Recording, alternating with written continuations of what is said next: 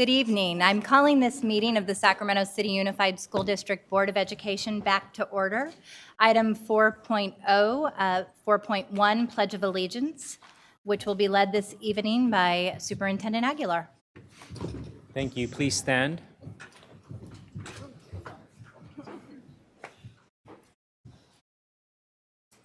Ready? Salute.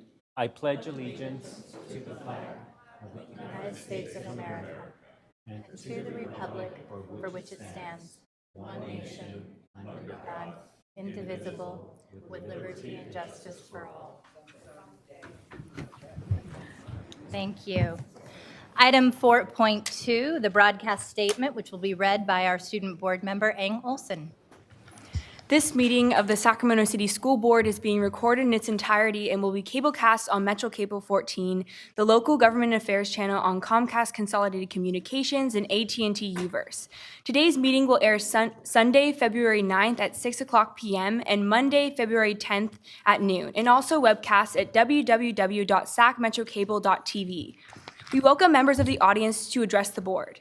Please complete a speaker form located in the back of the community room and give them to our communications representative along with any handouts you may have for the board prior to the conclusion of the item's presentation. Please speak into the microphone when addressing the board and state your name for the record. Please limit comments during public comment to items that are not on the agenda. If you do comment on an item that is on the agenda, we will ask that you please defer your comments until your item comes up on the agenda. Please also turn off your cell phones or place them on silent or vibrate. Thank you, Board Member Eng Olson. Item 5.0, announcement of action taken in closed session. Yes, Madam President. Two items to report out of closed session, both relating to settlement agreements regarding special education. The first one is case number 2019-070916. That was approved by 7-0 affirmative vote. The second announcement regarding a settlement agreement is OAH case number 2019-080-681, which was approved by 6 affirmative votes, with Vice President Pritchett voting no.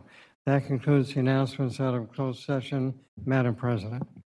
Thank you very much. Item 6.0, agenda adoption. Do we have a motion to adopt the agenda? Do we have a second? Student preferential vote? Aye. All those in favor? Aye. Any opposed? Any abstain? Motion carries. Item 7.0, public comment. Members of the public have an opportunity to address the board on non-agendized items within the subject matter jurisdiction of the board. You will, to fill out a yellow card for speaking, have 2 minutes with no more than 15 minutes per single topic so that we can hear as many individuals as possible. Do we have any public comments at this time? We do. We have 25. Okay. So we'll do them in sets of 5. Wait 1 second. Before we begin, since we have 25 public comments this evening and are going to have a pretty packed agenda related to the budget, we're going to be very firm in holding time. You can combine your public comments if you choose to, and we will be taking no more than 15 minutes per single topic. No, we'll do 2 minutes, 15 minutes per single topic. Thank you. Okay. Please go ahead. Catalina, will you please let us know? So the first 5 are Asher Breedlove, Michael Day, Estefan Brown, Kayla Motter, and Ali De Souza. Okay.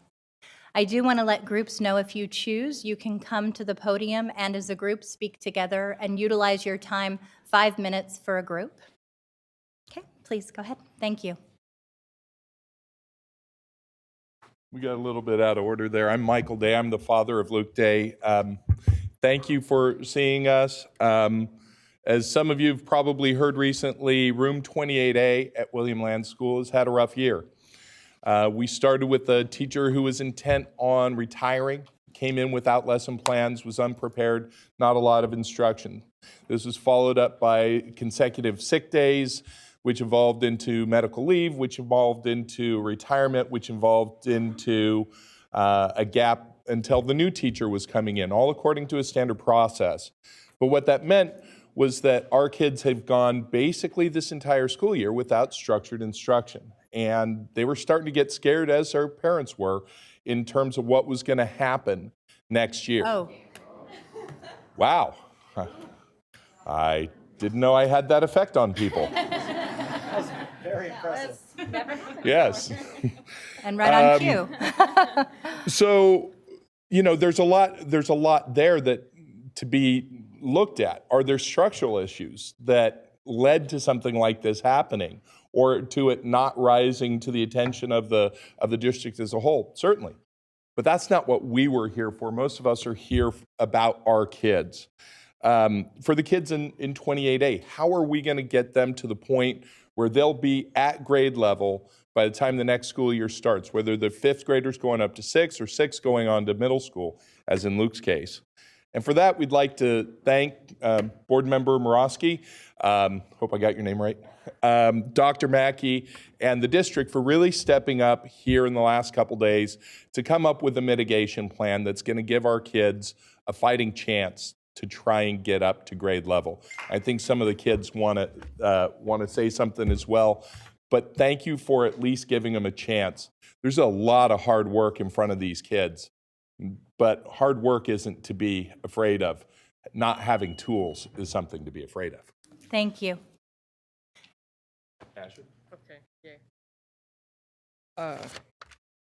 So mine wasn't as long as his, but at William Land, there's a lot of issues. Several, maybe in at SUSD, the psychological. I can't speak. It's okay, Asher. Please take your time. The psychological.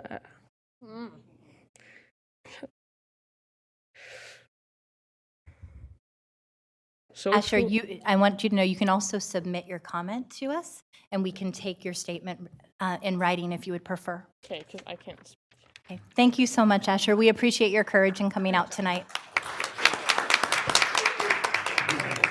Oh, Asher, if you'll give us your statement, actually, we'll take it right over here with Miss Catalina.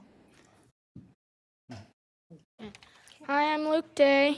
I'm the kid who was protesting to get more homework. It's not what I like. It's not that I like homework, because I don't, but I'm more afraid of being unprepared for middle school. Thank you for giving us the tools that we need to try and catch up.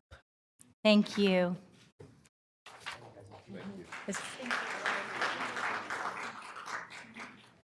Ms. Martinez, our next round of speakers. Okay. Thank you.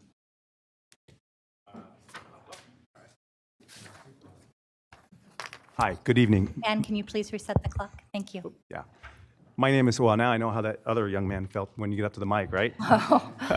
Good evening. My name is Stephen Brown. I have two kids that went through the Sacramento Unified School District.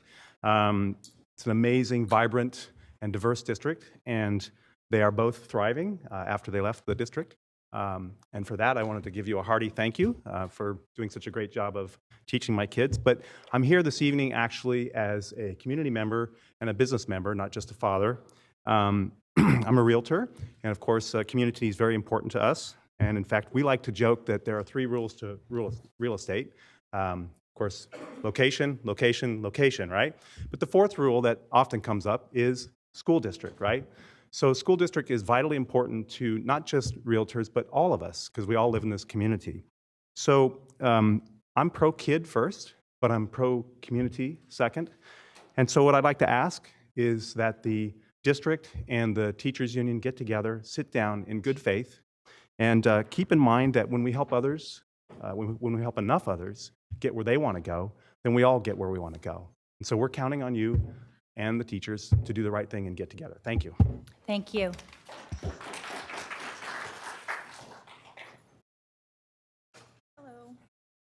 I came here for a different reason. My name is Kayla Mauder, and I am a parent, a volunteer school librarian, a previous employee of Sacramento Unified School District, and I'm an advocate. I'd like to make a motion for a change in the date of this year's spring break. It has been a lingering thought for me to bring up, but I feel that now is an appropriate time that before the event occurs.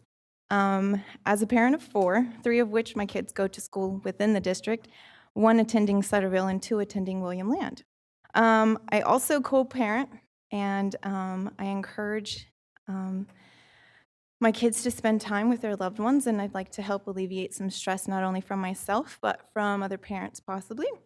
Currently, we have spring break set up where you have a week off, and that weekend is right after your school gets out, the week off, and then Easter break, and what happens the next day? You go back to school. I'm sure some people don't like to have a Christmas or a birthday and then just go right back to work. So I'd like to propose that we bring up spring break and have it the week of the 13th. I don't know how this gets motion forward, but that was a suggestion and a comment and something that other parents than I have talked to. Thank you very much. Okay.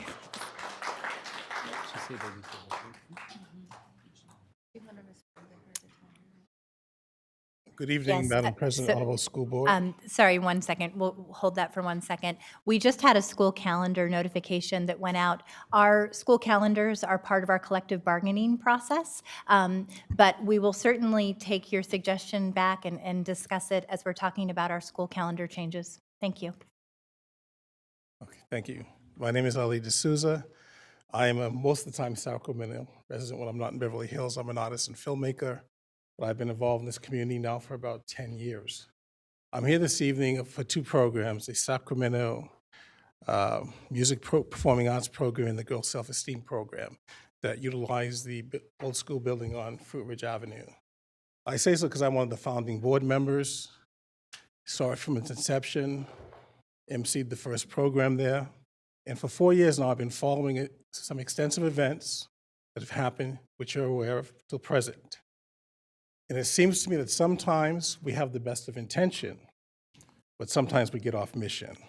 So I'm going to propose some consideration and offer my services to maybe help mitigate what should be mitigated based on the missions that I see written here, that the Sacramento Unified School District puts children first.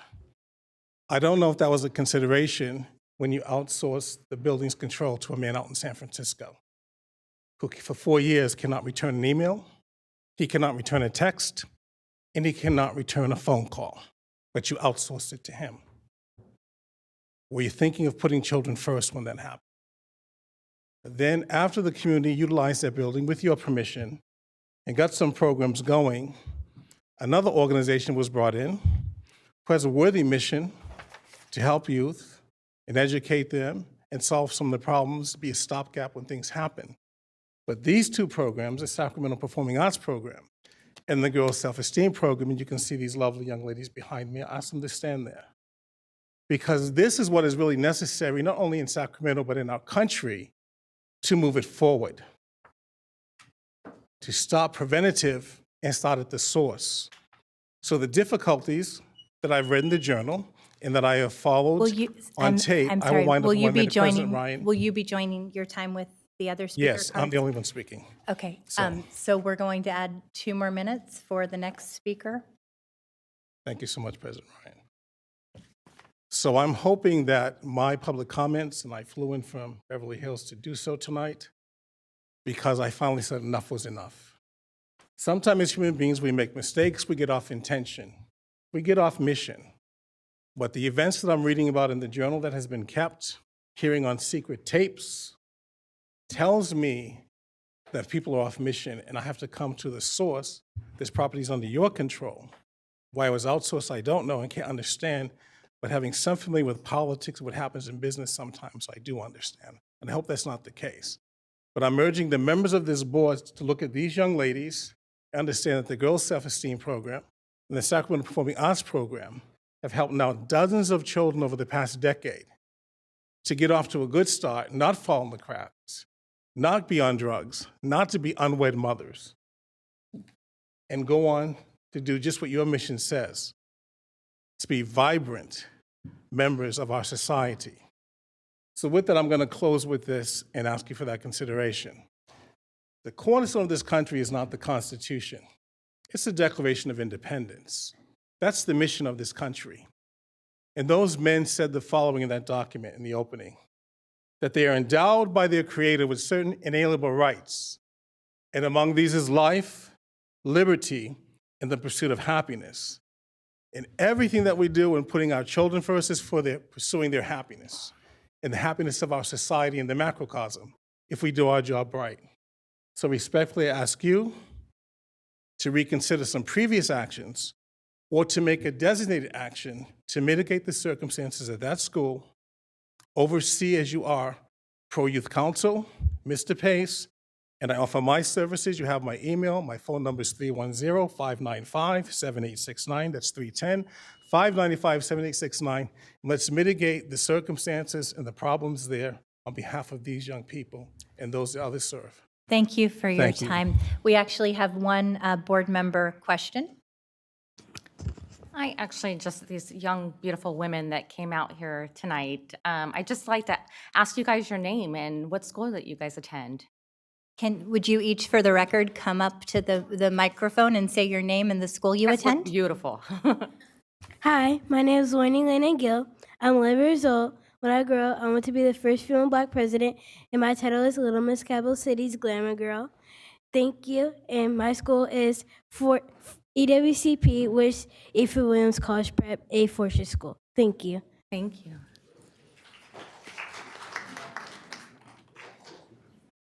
Hello, my name is Janelle, and I am 10 years old, and the school I attend to is California Montessori Project Capital Campus. Thank you.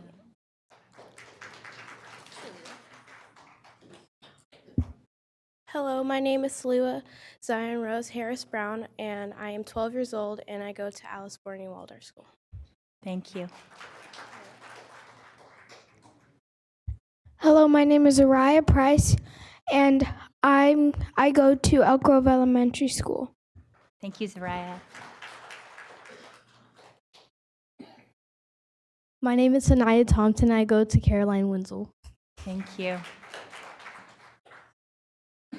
My name is Ava Bryant, and I'm actually homeschooled. So.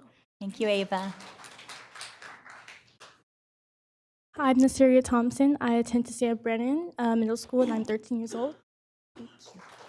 Thank you for that. You are all very well poised. Thank you very much.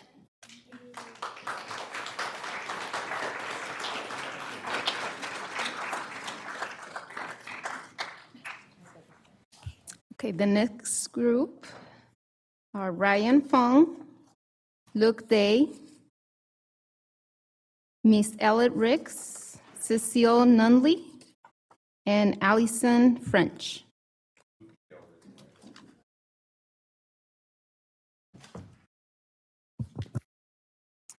Thank you, Mr. Fung. Good evening. My name is Ryan Fong, board member, President Ryan, board members, and superintendent. I'm going to make this brief.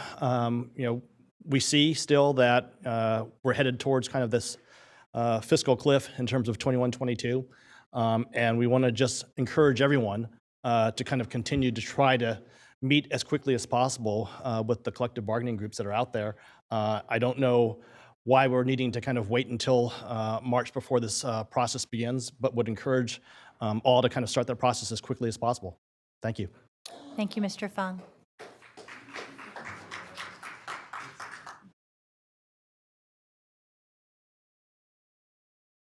Well, good evening, members of the board. Allison and I are here together. You're combining your time? Yes. Okay, Okay. so 4 minutes, please. Thank you.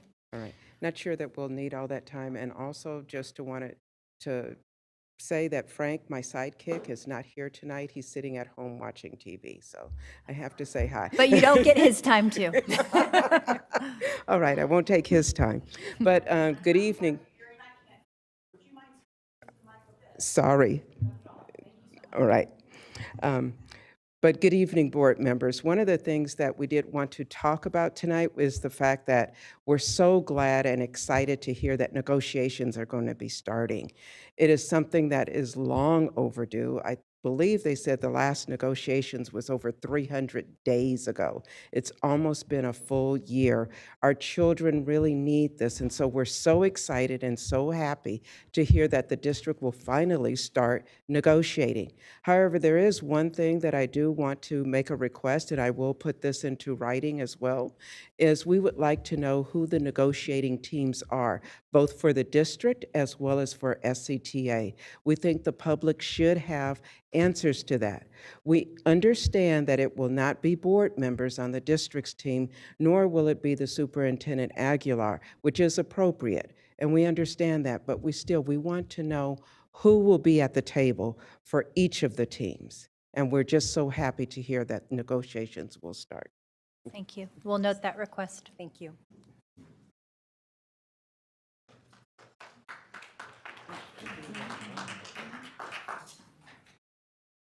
Good evening, board. My name is Elette Ricks Chambers. I'm a retired music specialist, one of the last dinosaurs from your district.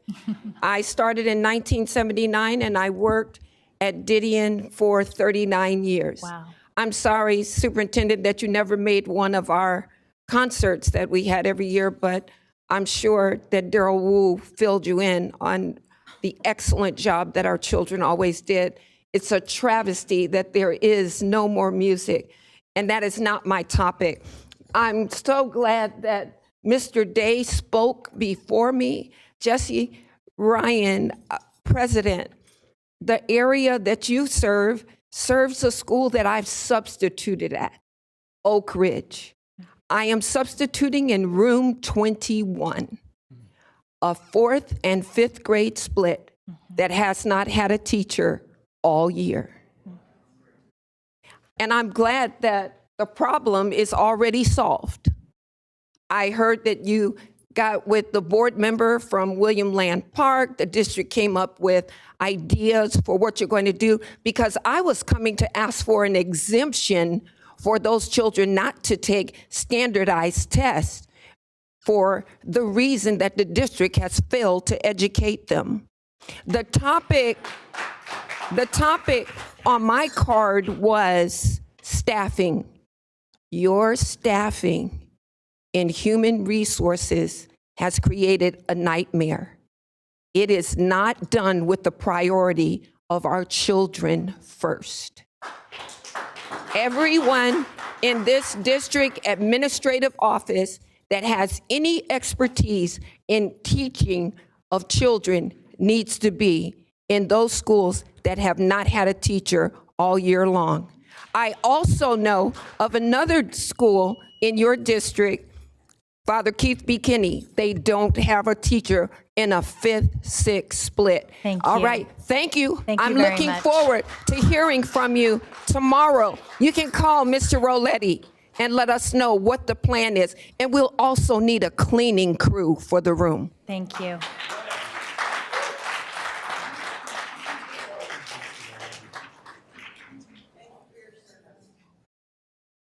Oh, and I never got a thank you for my service for 40 years. But it's okay. Thank you very much for your service. Yes. Okay, we have Stacy Anderson. Stacy Anderson. Tanya Bean. Lisa Miller. Gwen Bird. And Junior Goris.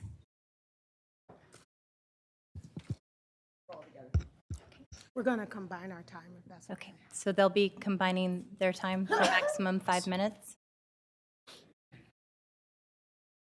Hello, everybody, and thank you so much. My name is Lisa Miller, and I am the tenant board coordinator at the FRCC. I was one of the original organizations that moved into the building. As a matter of fact, I helped with writing the plan and the cost allocations for the building. When we moved in, our organization was really, really small. And so moving in with $300 rent was really beneficial to our organization. Because of the repurposing on the building and allocating the cost for utilities, we couldn't figure out, we couldn't calculate how much that would be. And so that's 2015. 2017, we ran into a deficit in the rents that we were collecting and the money that was due. And so what we did is we increased the rent in 2017 to $600. So it went from $300 to $600, which is really still way under market rate, and it includes utilities. 23 of the 25 organizations increased their rent, and 2 organizations stayed at the rate. In 2017, the Smiths, who had the original vision, and the vision was to build capacities for the nonprofits to be able to serve more people, as well as making that a one-stop center for the community, and to be able to provide those wraparound services, which is a vision that we hold true to today. We've served a great number of people through Fruit Ridge and with our programs, as well as using the facility. In 2019 or 2018, the Smiths kind of disappeared and we was unmanaged for a little while. I tried to kind of hold on, but I run a nonprofit organization and I couldn't do it. And the Smiths had asked Pro Youth and Families, who was an organization in there at that time, if they would take over. We sat down, we talked about the vision, and then agreed that they should run the building. And all of the organizations agreed.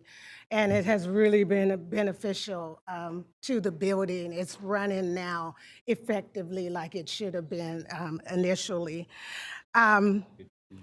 When they came and realized that some of the organizations was not paying the right amount of rent or the current rents, then the leases had been expired. They brought all the organizations in to fill out their new lease agreements, and so that we would be under an agreement, and then to pay the rates.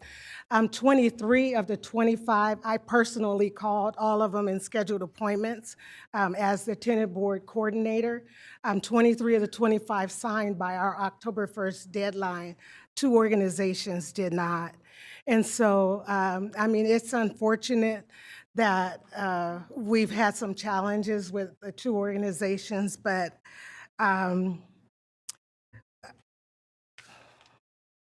there are many minority-led and social justice organizations there, and we would never let any organization be pushed out without cause. And I wanted to introduce, or let them introduce themselves, some of the organizations. Good afternoon, board members. My name is Alberto Mercado. I'm a resident of the community, but also representing Sacramento Building Healthy Communities, one of the original tenants that moved into the building when it was first opened with organizations. And we wouldn't support any of the things, you know, we're pro-community, so we're just here to show support for our tenants and everyone that is here. Thank you. Hi, my name is Tanya Bean Garrett, and I'm a resident of 52 years of my life. So without FFRCC, my healing was my, you know, I wouldn't have been able to do what I needed to do, especially up underneath the umbrella that Black Child Legacy was. And in my situation, I'm a survivor of third-party homicide. My son was killed in 2016. And with that being said, without that place being there, I wouldn't have been able to heal a lot more other families as myself. And not only that, I was able to even start my own organization and be a tenant as well. So it really, it means a lot to not only myself, but to the residents and all over that community that we help. So that's what I was going to say. Thank you. Good afternoon, board members. Yvette Matkins, and just here to support the facility here, our organization there. Very excited about what's happening over at FRCC. All of the organizations that I've come across, they've been nothing but a blessing to the community. I've seen a great improvement over about a year or so that I've been affiliated with them. And we personally do family reunification for people that are coming out of incarceration, and we're taking them through step by step, hand by hand, to reunify them with their families and with their children. And that central location there has been a solid rock for what we do, and being able to collaborate with the other organizations there that offer services that we do not offer, it's just phenomenal. And it needs to remain the way it is, and so that we can continue to grow and increase for that particular community. Thank you very much. And I'm going to have you wrap up. I think we had the time incorrectly listed. I want to make sure we're being consistent with everyone. We're good. Thank you. Thank you. And I would love to get the information from the teacher who spoke previously. I would love to have an opportunity to visit you in my neighborhood, and thank you for your 39 years of service. But moreover, thank you for coming back in retirement to continue to serve our Oak Park community. For that, I'm very grateful.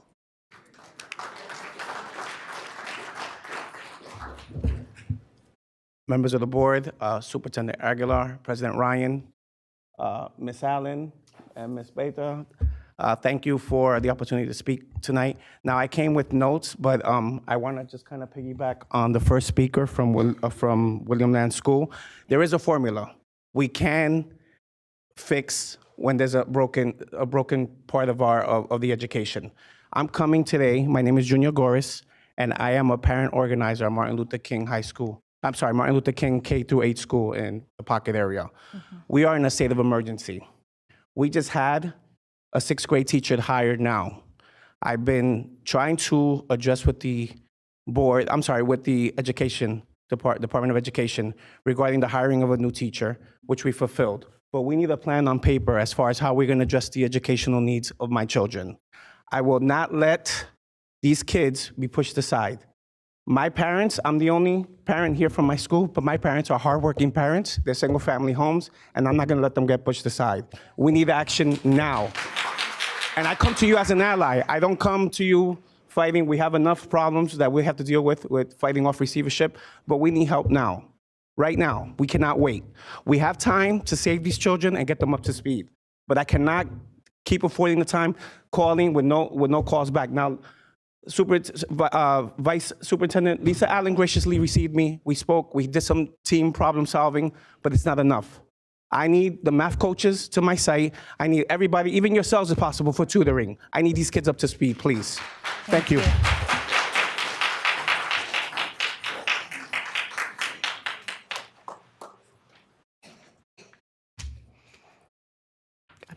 Didn't know if I should wait for the time. We're going to reset your clock. Thank you. Thank you. Good evening. I'm Gwinnett Bird. I'm here as the mom of 2 high schoolers in the district, but I'm also here as a community member.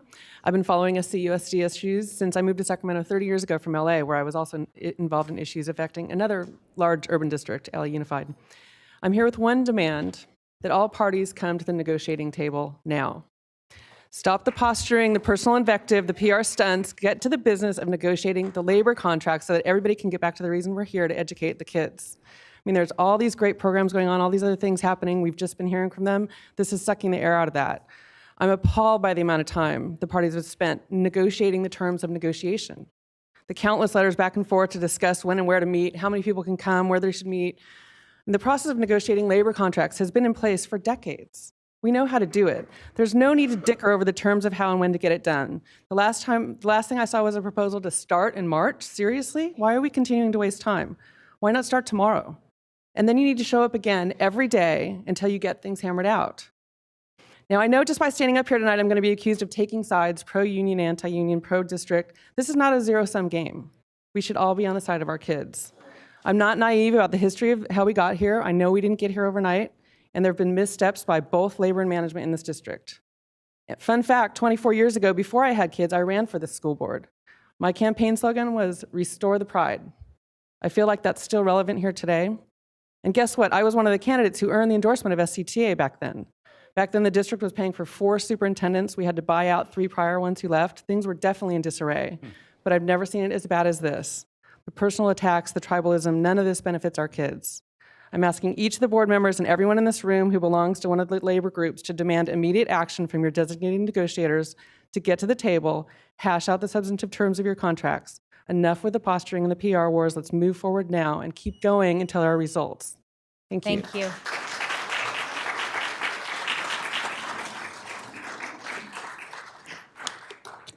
Okay, so now we have Alan Dory, and he's combining his time with 6 others. So we're going to set the clock for 5 minutes for the group, correct? Kenya Martinez, Lee Yang, Angel Garcia, and he will be combining his time with Angie Sutherland and Sarah Williams.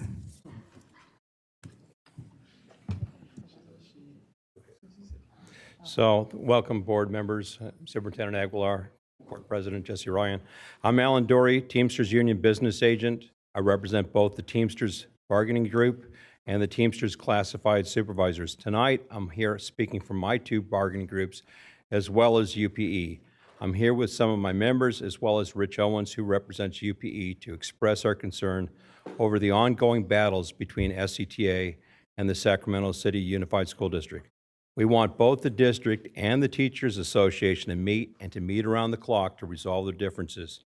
The district is heading to the brink of receivership. We just had the 5th audit report in a row that has said we're headed there. It is time to stop the gamemanship and the finger-pointing and blame games and get to the bargaining table and stay there as long as it takes to get this worked out. School employees, in my opinion, are much different than many other employees working at different kinds of jobs. They are, for the most part, whether teachers or administrators, school bus drivers, food service workers, custodians, and all the rest of the classifications that make up a school district, they're all people that care about the children. That's a big part of why they chose to work at a school district and a big part of why they stay. As the issues in front of this district continues on, it's those very children that are at risk. We need to stop having our children be held hostage. This is our kids, our community.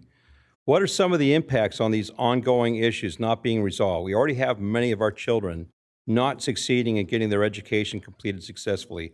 Aren't we supposed to prepare these children to succeed in adulthood with the basic skill sets necessary to get a job and be a contribution to our community? Do we not want our children to have the ability to have the advantages needed to break out of poverty? So even the simple issues, or seemingly simple issues that are there to resolve, are being held and being taken hostage and advantage of. What parent doesn't want their children to be assessed in time to intervene if the lack of that intervention will leave their kid having a lifetime of opportunities that are taken away? A simple thing like a calendar that would better afford the children at our district to get summer jobs, apply for colleges, and attend community college during the summer are not being addressed. These are bargaining issues, and without bargaining again, the children are being held hostage, and it is the children and our community that are paying the price. As the uncertainty of the insolvency lingers on, and as the labor dispute between the district and teachers continues, many parents who can will vote with their feet and go to charter schools or neighboring school districts. That will further drain the finances from this district, and it'll steal the future from both our community and the students who remain here. Our children who are most at risk are the first who will pay the price.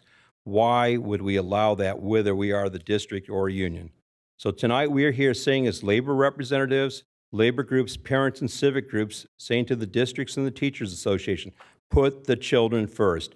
No more hostage taking of the children. This is our kids, our community, and our future. Get to the bargaining table, meet around the clock if that's what it takes, and get this worked out. Thank you.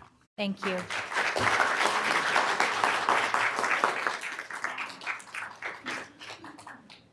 Good evening, board. I want to start actually by turning it back to the kids that spoke here first tonight. Our first speaker said the kids have a lot of hard work in front of them. And I love, as a teacher, that they're not afraid of hard work. I commend their parents and teachers for showing them that they have a voice. And they just asking for the tools, right? Give us the tools and let us do the hard work. So can adults come together and do the things we're asking of our kids? We have the tools. We know what needs to be done. All we need is the will. So I'm here tonight to repeat the things that many of us parents have been asking for almost a year. We demand immediate around-the-clock negotiations using the state auditor recommendations as a roadmap. We all know that there's nothing preventing any party from negotiating in good faith except a sense of urgency and the desire to put children first. I expect our children to be represented by a skilled negotiating team, and I also demand that the district keep children's learning initiatives off the bargaining table where they don't belong. I am aware that I'm preaching to many in the choir here, as evidenced by your repeated request to begin negotiations. We know that the stalling only further increases the cuts that will come as we loom closer to state takeover. The lack of will is holding us all hostage in a house on fire, and that fire is sucking all the energy out of our community. We can't focus on the necessary things we want for our children when we can't breathe. The alarms have been ringing for years. FCMAT, SCOE, PACE, and now the state auditor ringing the alarm. And yet some people want to scream, fake news, bad numbers. No, how many audits do we need before we listen to the alarms and save our district from burning to the ground instead of leaving the kids trapped inside? The time for forums and letters is over. We can see our escape options narrowing as the house fills with smoke. Some of us can literally feel that heat right now in this room in our bones. If we let it burn, some parents have a way out and have threatened to leave the district. Some kids will be trapped inside, and it infuriates me that this is happening on our watch. These are our kids, this is our community. The loss of our district's not inevitable. So please come together, heed the alarms. Thank you. Okay, and you are still doing individual comment, Mr. Vantes? You are an individual comment? Okay, I just want to make sure. So this is also an individual comment? Thank you. 2 minutes. Good evening, and thank you for your time. My name is Pam Tui-Novinsky, and I've been a resident of Lamb Park for... Pam, can I ask you to speak in the microphone? Oh, We yeah. have some people. Can you hear me now? Perfect, much Okay. better. I've been a resident for over 25 years in Lamb Park. All of my children have been the recipient of a fantastic education in the Sacramento Unified School District. One of my daughters with special needs went to Crocker Riverside, Sutter, and Mcclatchy High School. All of that said, this is a deja vu for me. I've been here for over 20 years with these same grievances. I've been hearing parents threatening to leave this district for over 20 years for these issues, especially my fellow white, affluent, politically connected parents. I can only believe that that means that these folks don't have to worry about a state takeover. That said, I'm really excited to be here tonight and see all of you, an equity-focused board, and applaud the work you're doing to turn this district around. Thank you. It takes tremendous courage to speak up and to do the right thing. And while it's too late for my children, it's not too late for those in school now and my future grandchildren. Tonight, please look at who's focusing on adult needs and who is here to put children first. Please come to the table immediately in good faith for around-the-clock negotiations. Please keep all children at the center of every line of that contract. Our children are counting on you. They really are. I realize that you want to put children first and can't force others to do the same, but please keep trying. It is my hope that I'm not here in another year speaking on behalf of my grandchildren and this issue. Thank you very much. Please get to negotiations.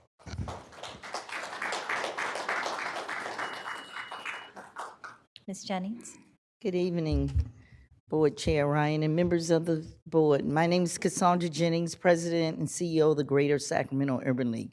I come here with several hats. One, leading an organization about fairness and justice and lifting up those who have been left behind. I also come as a former parent, a parent of former students that made it through the system okay, and a nephew that graduated last year that, okay, didn't make it through as okay. And then now I stand before you for all the kids that don't have voices, that are hungry for a fair chance and a fair education. And for me, I think it's a distraction that we continue to talk about who's supposed to be at the table, what somebody said about, and what a report says. The point is that our kids, many of them are failing. And we're failing them. We need to put them first. I am requesting that all of those who value our kids, and I'm sure that we all do in one way or the other, put our actions behind what our thinking is. So I'm really supporting and demanding that everybody come to the table, everybody get in the room. Let's don't negotiate in the public. Let's negotiate in honesty until we can get it done. Let's put the kids first, because I have also committed a lot of time looking at African American achievement, looking at the data. We can change that trajectory of a people, not by sitting here talking about negotiations, but to get in, do the tough job we have to do, and then serve our kids to the best of our ability. Thank you. Thank you. And thank you for your service on the African American Achievement Task Force. Good evening, board. My name is Tara Thronson, and I'm a parent of 2 in Sac City Unified. You've heard my message, and it's the same as what other folks have said. It's not just my kids, it's all kids. There's over 40,000 kids, and we're being held hostage. And I'm here, and I've been here for almost a year because I want to avoid state receivership. That's the bottom line, because we need a solvent budget to move forward and build on it.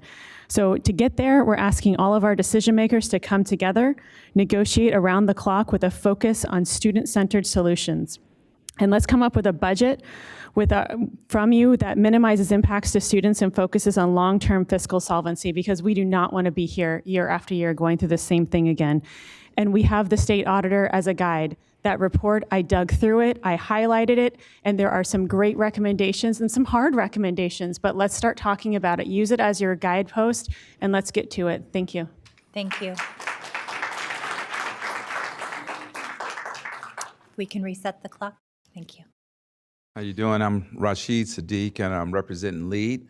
I'm here as a parent, first of all. I actually had my youngest daughter to graduate from West Campus, and she enjoyed her experience. The teachers were great. The school was great. Right now, what I hear is not a great situation. I'm hoping that kids from Sac City Unified can get a quality education daily with qualified teachers in the classroom daily. What I hear today, teachers are out of the classroom for half of the school year with a substitute. That's unacceptable. That is unacceptable. One great man in the audience once told me, when white kids or white families have a cold, black families have the flu. Our kids are failing. Black and brown kids are failing. If the unified school district goes away and gets dissolved or whatever the case may be, our kids will be stuck here in this community dealing with the aftermath. Everyone else, all these, it's a shame. I don't know why we can call ourselves educators if we allow this to happen. If you're teachers, your school district, you guys need to get together, close the door, figure it out. Our kids are first. We're here. I'm on the side of the kids. That's the side I'm on. I'm on the side of the kids. And this cannot happen. This cannot happen because our kids are the consequence. All right? So figure it out.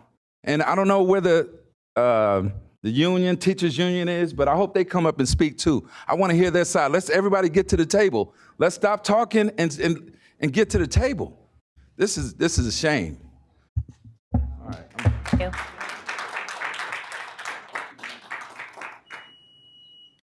Reset the clock. Good evening. My name's Daniel Conway, and as of this fall, I'll have 4 kids in the district, and I'm here to join the Get to the Table caucus. I think it's fitting that we're here. Sunday was Groundhog Day. We're here having the same conversation again and again and again. We have a state auditor who I think this is like our 4th independent analysis that's reached the same conclusion. I think we're at a point where we've reached paralysis by analysis. It's time to get to work. I think it's really encouraging that we have labor leaders here who are stepping up and setting a tone and setting an example, not just for other, yes, please. Not just for labor groups, but frankly for everyone involved here. I think it's great that you have the Urban League and you have other community groups who are ready to step up and be involved. I know we've seen business groups, others step up. I think you've seen this community stand up and be ready to be part of a solution. I think it's now incumbent on you guys to kind of be a part of that solution. So I think for us, again, we've read enough about this in the papers. It's really time for you guys to get in a room and do the work that you're all capable of doing, of reaching an agreement. And the last thing I'll say is coming to these meetings, you're reminded of what the real challenges are and the real issues for our district. You're reminded why we brought in a superintendent who could focus on these things. And so enough noise, enough fights, enough that, like, let's get to work. Let's do the things we need to do. Thank you. Thank you.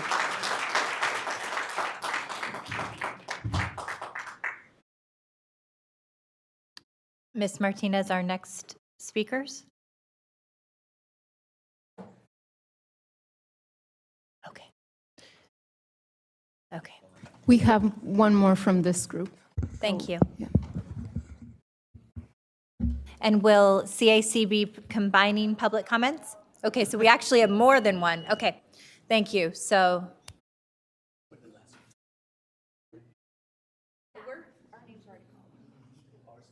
Okay, please come up, Kenya.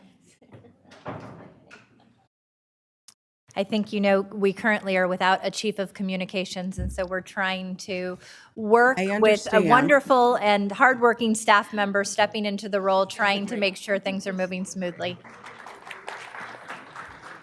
I understand. I'm taking off my shirt because of what it says. I don't think you can see what it says. I can. But it says, listen to Black women.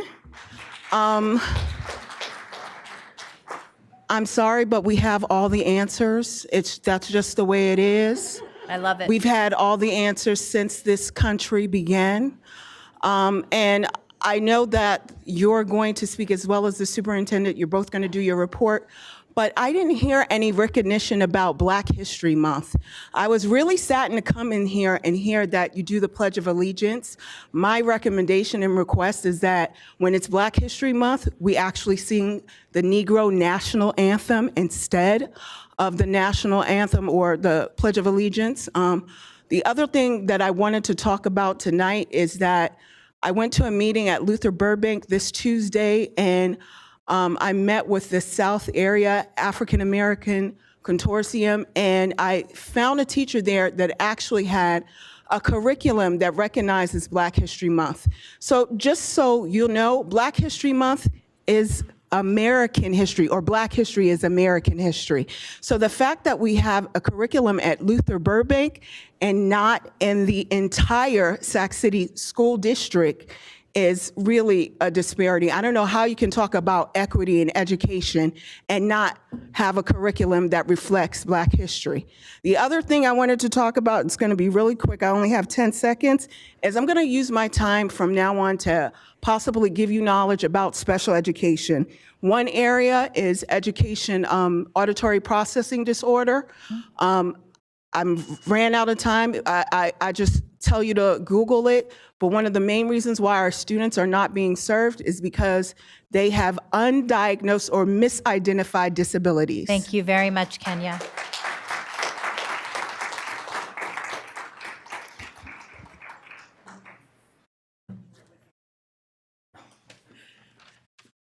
Good evening, Superintendent Aguilar, Chairperson Ryan, and board members.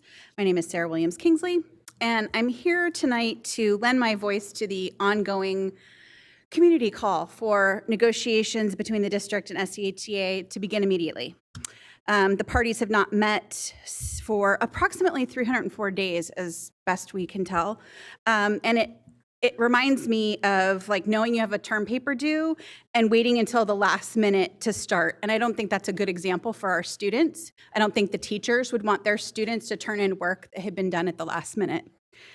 And the other issue that I wanted to raise is that in the letters back and forth between the district and the teachers union, there was mention of negotiating about assessments, about multi-tiered systems of support, about restorative justice.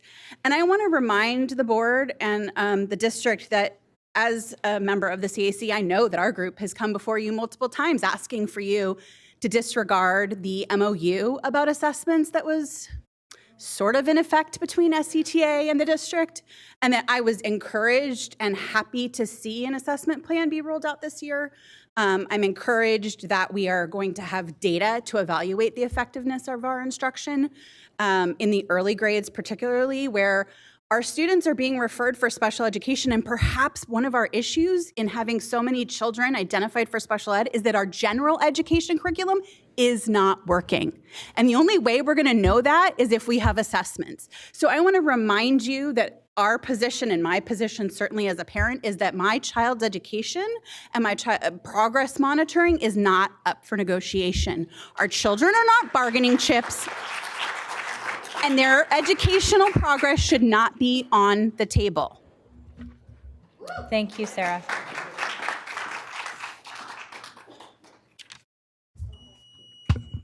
Good evening. I am going to try to be quick. Angie and me are combining time. Can we start that over, please? Hold on one second, Angie. Okay. We're going to wait 1 second. to And restart. any We're other gonna do friends who a want to 4 give me 2 4 minutes, I'd happily accept. Okay. Thank you, Angie. Thank you, Angel. We're going to start at 4 minutes, please, Ann. Thank you. Thank you. So good evening, everyone. I wanted to let all of you know you have lost my third son. I disenrolled my third son out of this district last week. This was the last straw for me. Last year, my son was detained by an SRO for waiting outside his friend's school. This time, he started a new school, School of Engineering and Science, and the principal, there's been an issue with his saggy pants, right? Boys like to wear saggy pants, my boy does at least. She decided to let my son know that his saggy pants made people feel uncomfortable. I didn't all the way know if he heard her right, and I wanted to hear from her what she meant. The next day I got on a call with her, and she repeated the phrase, "I let your son know that if he understood his clothing choice makes people feel uncomfortable." She told that to my brown 15-year-old boy.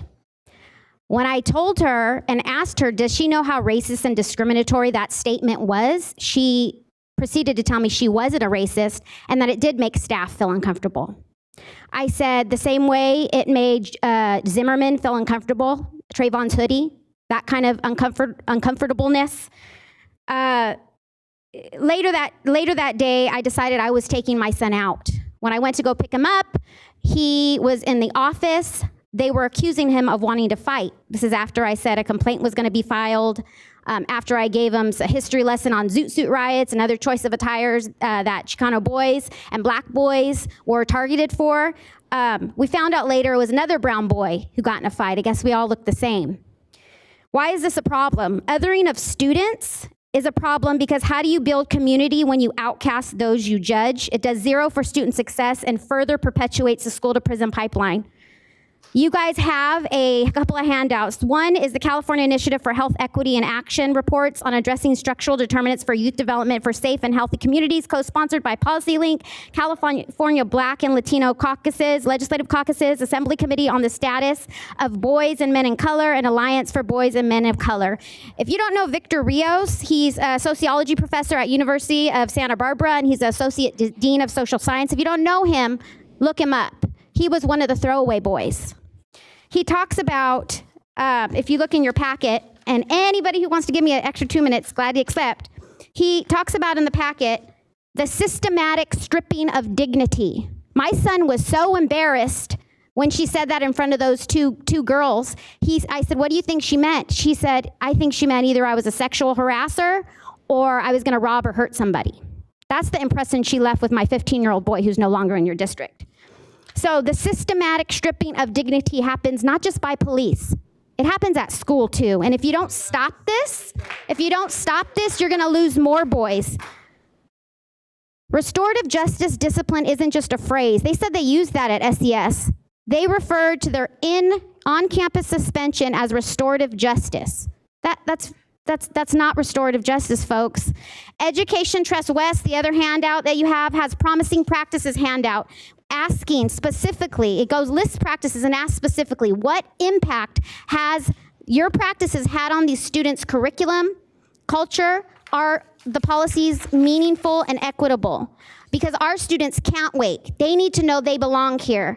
I work with students in community college, and it would be a call to HR if I ever asked one of my black or brown students and told them that their outfit was making me feel uncomfortable. That would do nothing for student success. Stop pushing our kids out. Stop criminalizing our black and brown boys before they have a chance. Stop making judgments as to the intentions or capabilities of our boys. We need change now. This is my third son that you've lost, my third child that you lost. Do you know how many more you lost? Go to Sava. You'll find all the kids you lost there. I was a kid that was pushed out. Victor Rios, who now is the dean, associate dean at University of Santa Barbara, was pushed out. A person who has the title of principal should have had the education they needed on implicit bias. They should have ongoing training, right? They brag, the teachers. And I'm not afraid to get on teachers' union's issue, but I'm sorry, a principal has the training.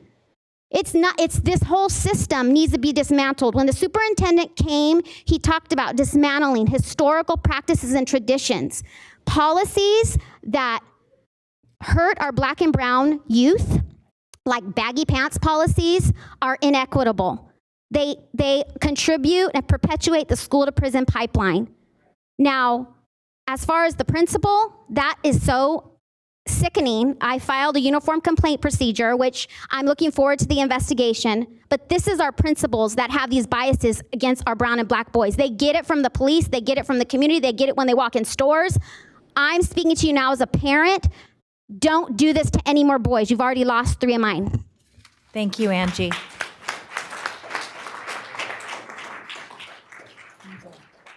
Oh, sorry. Angel.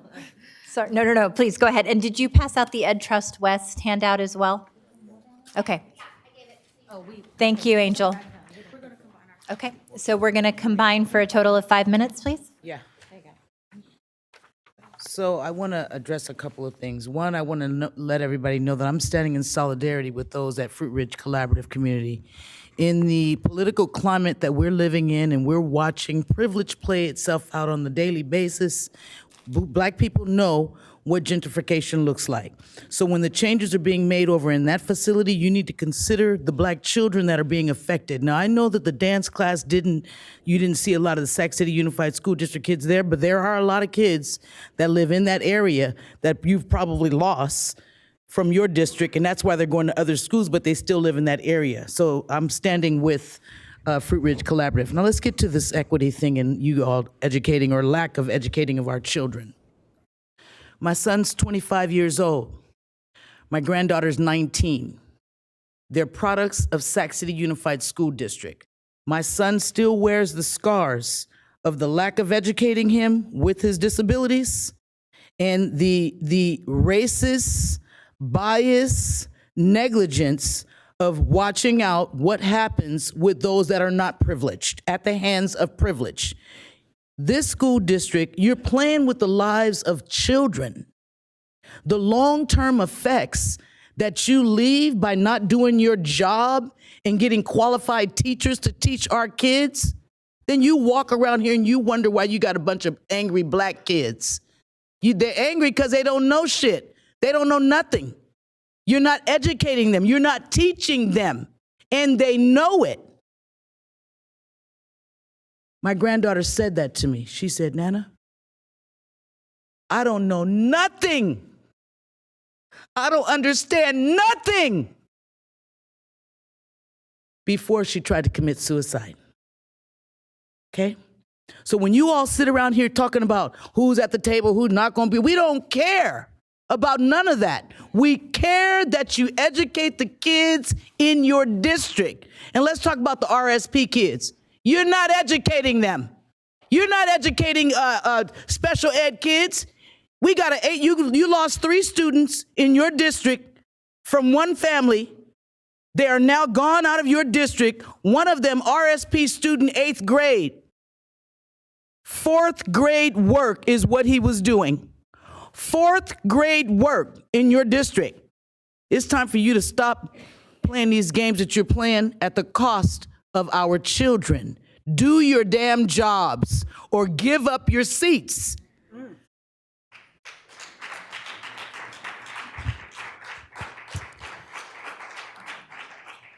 Good evening, everyone. Lorene Pryor with Black Youth Leadership Project. I'm just going to co-sign everything that Allegra said. I probably won't be as animated with my language, but I feel her.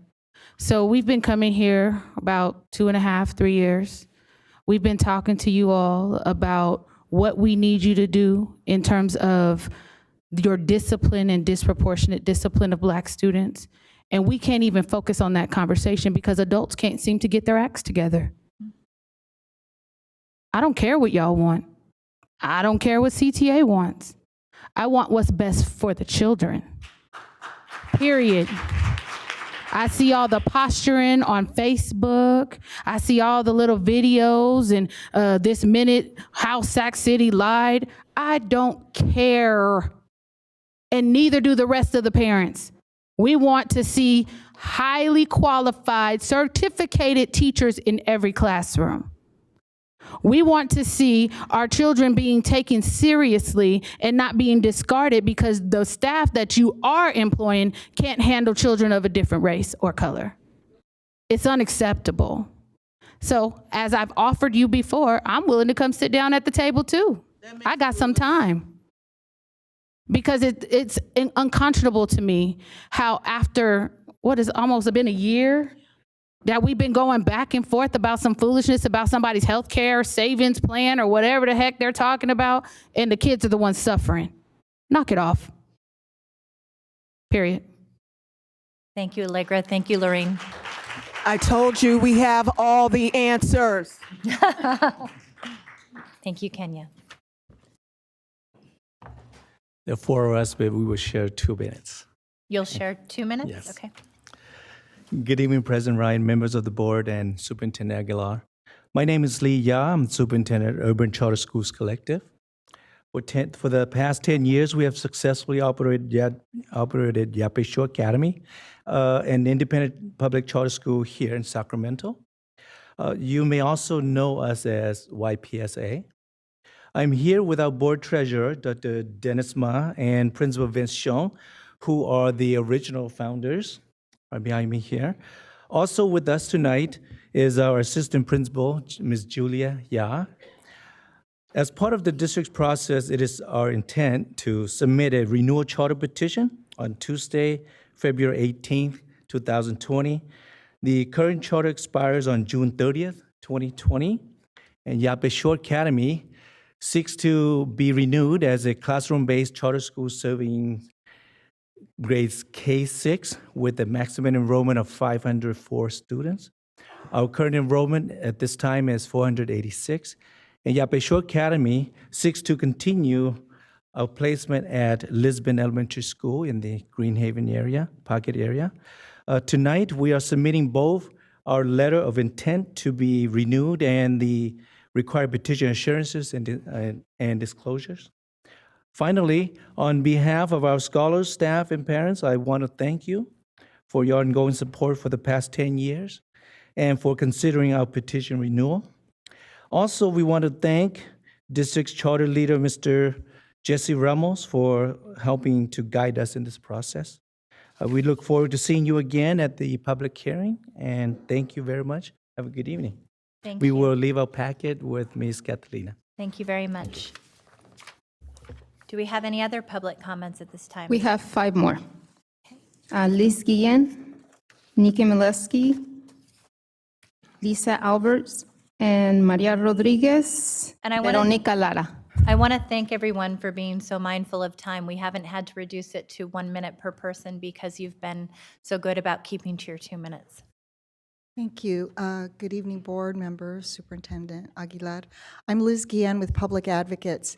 As some of you know, the State Board of Education has recently adopted a new form, a new template for the plan that all districts are supposed to use in telling the public how they are going to spend their dollars. Particularly dollars from the local control funding formula and dollars to increase and improve services for low-income students, English learners, and foster youth.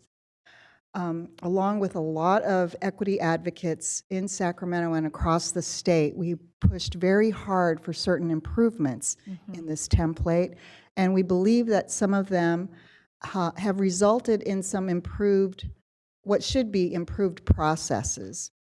The state, through the county offices of education, are doing trainings of the new template to school district staff and other statewide. And Public Advocates is teaming with the Department of Ed and the State Board of Ed to do a Sacramento region workshop for parents who are currently on different committees within school districts. And we're inviting parents who are active to come to our workshop on Wednesday, March 4th. I have flyers in the back of the room. We will have food and I believe child play and free parking. It will be at the Fruit Ridge Community Collaborative in their gym. We will be extending the invitation to community members who we include board members in that definition. And we are also inviting parent groups and community members who are active in other districts in the county. Ms. Gann, will you give one of your flyers to Ms. Martinez over here, and then we'll post it on our social media as well? Sure. Thank you very much. I And there will appreciate your be work. translation as well and food. Thank you. I've been to workshops in the past. You do an excellent job. Thank you. Hi. Good evening, board members and superintendent. I wanted to let you know the community is still waiting to receive responsive records to our California Public Records Act requests. We've been waiting 6 months for answers. In October, your policy and government manager, Mr. Nathaniel Browning, refused to answer basic questions about the Mcclatchy High School track closure in August, as if what happened was something top secret that he needed to hide from the public, and he instead demanded that we make written CPRA requests when the law does not require written requests. He denied receiving our first request, which we hand-delivered to him in October. When he didn't respond, we were forced to make additional requests. We received no 10-day letter as required by law for any of our requests. 30 days later, Mr. Browning wrote that he was denying our requests because, in his mind, they were irrelevant, which is an unlawful reason to withhold records. Mr. Browning next blamed email server problems that didn't occur until long after a response was required by law. He then denied having responsive records, such as an organizational chart and contact information for his superiors. Mr. Browning also withheld text messages, erroneously believing they aren't public records. As a result, the community believes he may be unlawfully withholding other records as well. In October, Mr. Browning stated to the community in writing that some unnamed person on some unnamed date called me to invite me to a meeting. Knowing no one called me, I asked for telephone records showing who called me and when. We were told that no telephone records exist, proving that Mr. Browning was not truthful with the community. The community is concerned that the school district, by its own conduct, is teaching our students that obeying the law is not important, transparency in government is not important, being truthful is not important, and some people, district staff, are above the law. We hope you will take steps to ensure your staff comply with the law and be worthy of their positions in public service. Thank you for your time. Thank you very much.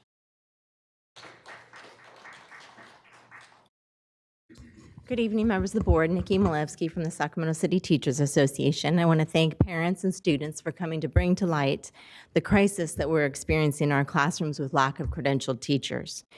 It's not just happening at William Land or MLK or CK Mcclatchy. It's happening all over the district. A few board meetings ago, your staff admitted to over 100 vacancies in this district. That impacts our children every single day. It took over 3 weeks before your district staff even posted the position being open at William Land, and here we are another 3 weeks later. MLK just got their 6th grade position filled. Mcclatchy just got a Spanish teacher. It's halfway through the school year. You have a teacher recruitment and retention problem that must be addressed. And it was exacerbated by the layoffs, completely unnecessary layoffs you did last year. May I remind you that you laid off Spanish teachers, science teachers, math teachers, multiple subject teachers, PE teachers, and others? Every single one of those teachers we needed back, and we needed to hire more in order to replace the teachers that we are losing weekly. There is a teacher recruitment and retention problem that you need to address and is deeply impacting our students. Please stop doing all this fuss and focus on our classrooms and making sure that they have credentialed teachers, and don't use those classrooms by doing unnecessary layoffs again this year.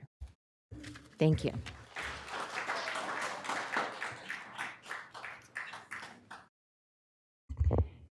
Good evening, President Ryan, Superintendent Aguilar, and members of the school board. My name is Maria Rodriguez, and I have a senior at John F. Kennedy. I wanted to thank you for some communications, and then I also want to talk about this school year. I want to thank the school district for sending out a message today about when the school year will begin. It's good to get that information out as soon as possible. I want to thank you for the ways that you televise these meetings. I was actually running late to this meeting, and on my phone, I had the meeting playing in my car as I was driving here, so I could hear public comment that was happening. I think particularly as you all plan to be more transparent with fiscal decisions, and by having that come to your meetings, it's more and more important that people in the community start to watch these meetings and pay attention. There's really no excuse for complaining about lack of transparency when you guys are doing what you can. I also want to talk about the school year. I think for several years, the district has wanted to move the school year earlier.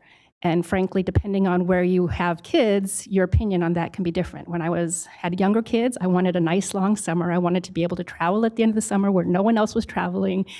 But now that my kids are graduated and I have a senior, I realize how important it is to start the school year earlier, particularly for the education that's being done those first few weeks when other schools are in.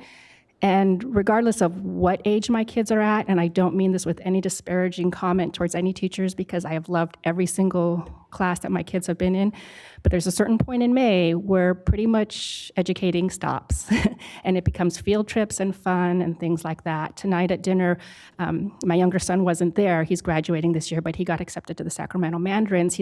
Their camp starts like on May 22nd. He's going to seek to see if he can get out of his classes. And he wasn't there, but I was talking to my ex-husband, and he's like, well, AP testing's done. They're not going to miss anything. He's going to miss 3 weeks of school and not miss anything. Thank you for all the work you do. It is a privilege to speak before you. Thank you so much for continuing to come to the board meetings.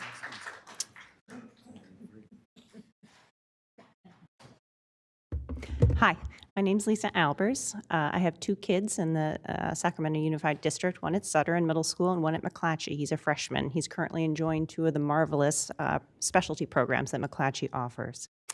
I, like many other parents and families, have been very alarmed by the prolonged and fairly appalling teacher vacancies that happened at Mcclatchy this year, and are equally alarmed by what's currently happening with the HIS program. We expressed our concern to this board.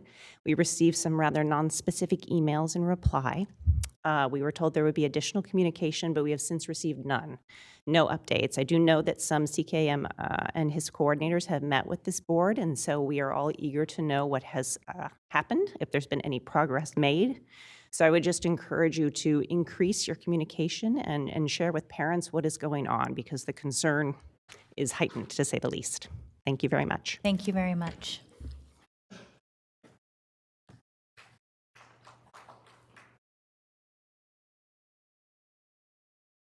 Wendy Bogdan. I have 2 children in the Sac City Unified School District system.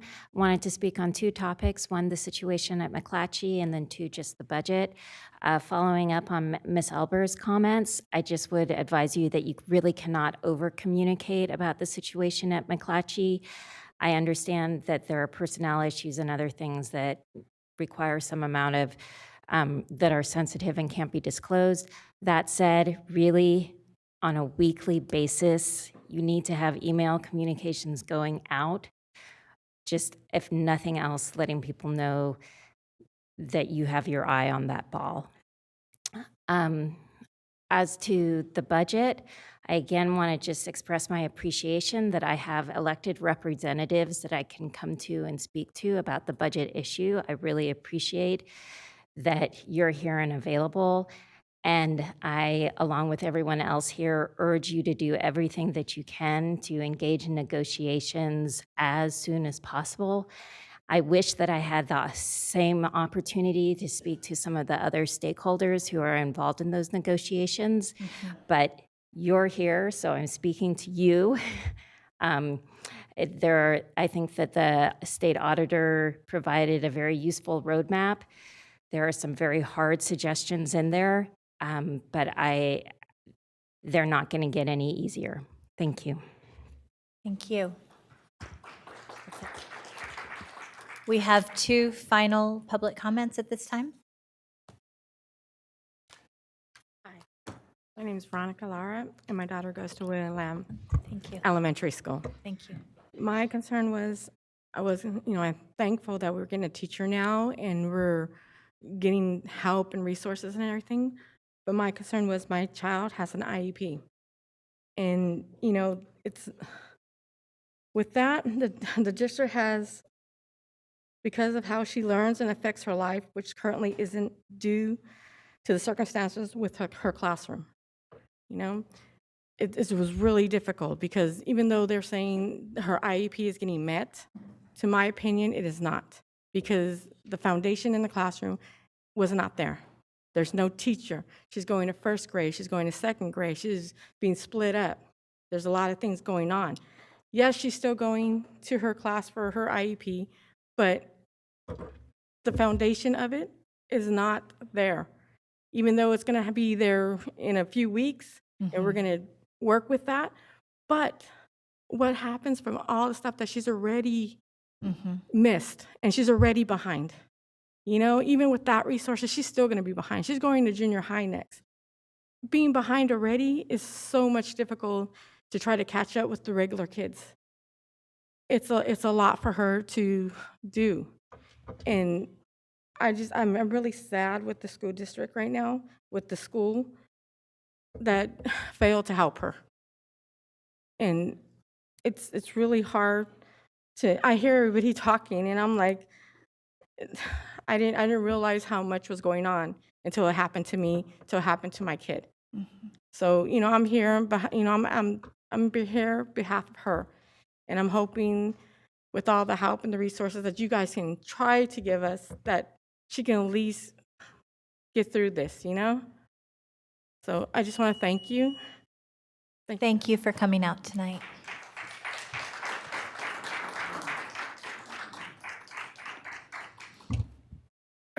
Mr. Vasquez. Good evening. Good evening, Superintendent Aguilar and President Ryan and the members of the board. First and foremost, again, I always want to come and tell thank you. Thank you for all the work that you guys are doing. It truly affects people, my bloodline, the poor, uneducated, most needed help families. I'm at the sites where the most needed help families are, and the work that you guys are doing, it does trickle down to us. I don't know if it's probably not affecting the well-off families. That's why you see them all up here hooting and hollering, all right? But good job. You guys didn't create the mess. You're trying to fix it. Good job. It doesn't happen overnight. This is a long process. I'm trying to get my bloodline out of poverty. You guys are trying to get the district out of poverty, right? This is a long process. I've been at my kids' site since first kindergarten, So thank you. Again, I've seen a lot of change, so thank you. But I'm not satisfied. Like I said, I don't know where my kids are going to be. I don't know if they're going to make it college or whatever, so I'm not satisfied. So again, I'm going to go to the negatives. The teacher vacancy thing. My kid didn't, Johnson, we implemented the A through G requirements, but my kid didn't get the teacher we didn't get our Spanish teacher until November 4th. I'm sorry, our Spanish teacher till November 4th and our math teacher till December 16th. That ain't gonna cut it, She's struggling already. A lot of the kids are struggling. So again, that ain't gonna cut it. She had split classes in elementary school. I thought when I was gonna go to high school, okay, we're out of the woods. We're not gonna have to be dealing with this. That's crazy to think. My kid had 5 split classes. How can educators teach that way? They can't.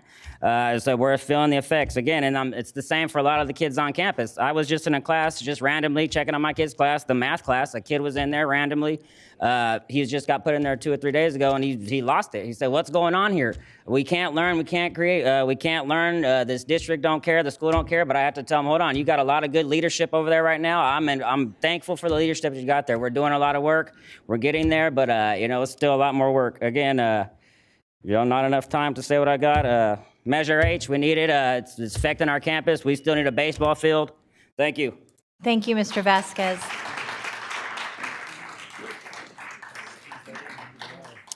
We have no more public comments at this time. Moving on to employee organizational reports. Item 8.1, first employee organizational report, SCTA.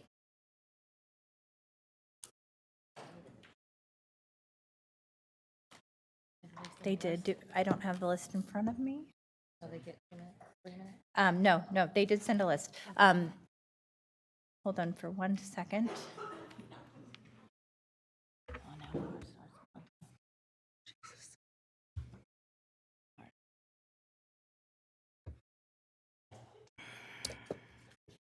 If we can set the clock for 15 minutes, please. Thank you. No, they get 15 minutes per their article with the submission of their topics. And they did submit their topics. I don't have the list. Oh, I do have it in front of me. So tonight's topics will be retaining and recruiting teachers that reflect the diversity of the district and fiscal transparency and accountability. Good evening. I'm Victoria Carr, and I'm a science teacher at Fern-Bacon Middle School. I've worked in the district since 2007, and I'm also a parent of 3 children that attend Matsuyama. In 2016, I was part of the SCTA bargaining team. My biggest issue was not pay or benefits, although I strongly support the restructuring of the salary schedule because I saw so many of my coworkers leaving the district when at about the same stage of their career as I am right now, between 10 to 12 years, because they could make 10 to 15,000 more in Elk Grove or San Juan. But what I was a strong advocate for was our effort to do everything we could to improve services to students. By lowering class sizes and increasing the number of school nurses, psychologists, and other professional support staff, especially at schools like Fern-Bacon, which are often overlooked. When our contract settled, I was concerned that the improvement to student services wouldn't happen because we wouldn't have been able to achieve savings in health plan savings without significantly lowering our benefits. We now know that the savings are significant and could have been used to improve services to students in a cost-neutral way, according to the terms of our contract. What I didn't think I needed to be concerned about was the district backtracking on an agreement brokered and co-signed by Mayor Darrell Steinberg, an agreement that Mayor Steinberg lauded as fair to our hardworking teachers who are the most important adults to ensure student success, while also safeguarding the district's responsibility to be fiscal stewards. It feels like the district signed and approved that contract with its fingers crossed. Yes, we signed it, but we really didn't mean it. Unfortunately, it is what we have now come to expect from this district. And as Martin Luther King Jr. famously stated, the arc of the moral universe is long, but it bends towards justice. The first bend towards justice occurred when we won our arbitration on the implementation of the salary schedule. Our arbitration on the health plan savings is scheduled for February 25th. I wanted to spend a few moments discussing what brought me here tonight, not to bash you or attack you, but instead to share our things from my perspective, which I think a lot of teachers in the district share. In his most recent budget, Governor Newsom pledged $900 million in his new budget for 2020-2021 to recruit and retain teachers, especially in struggling schools. According to the Sacramento Bee, his plan includes money for professional development, competitive grants, and $20,000 in bonuses for educators who commit to high-need schools. The approach for the Sacramento City Unified School Board could not be more different. Rather than provide incentives to recruit and retain teachers, the Sacramento City Unified School District Board is proposing a massive cost shift of more than $20 million from the district on to teachers. Here, I want to speak about what this means to me personally. I am a single mother of 3 young boys, 10, 7, and 5. I've said that to you every time I've come up here. Young Black males.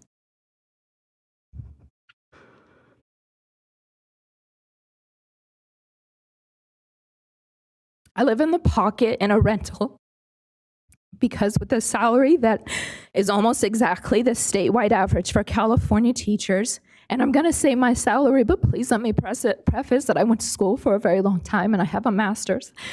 It's $82,287, which anywhere else in another career starting with a master's would make a lot more than that.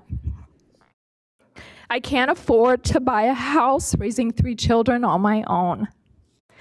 Your demand to cost shift health insurance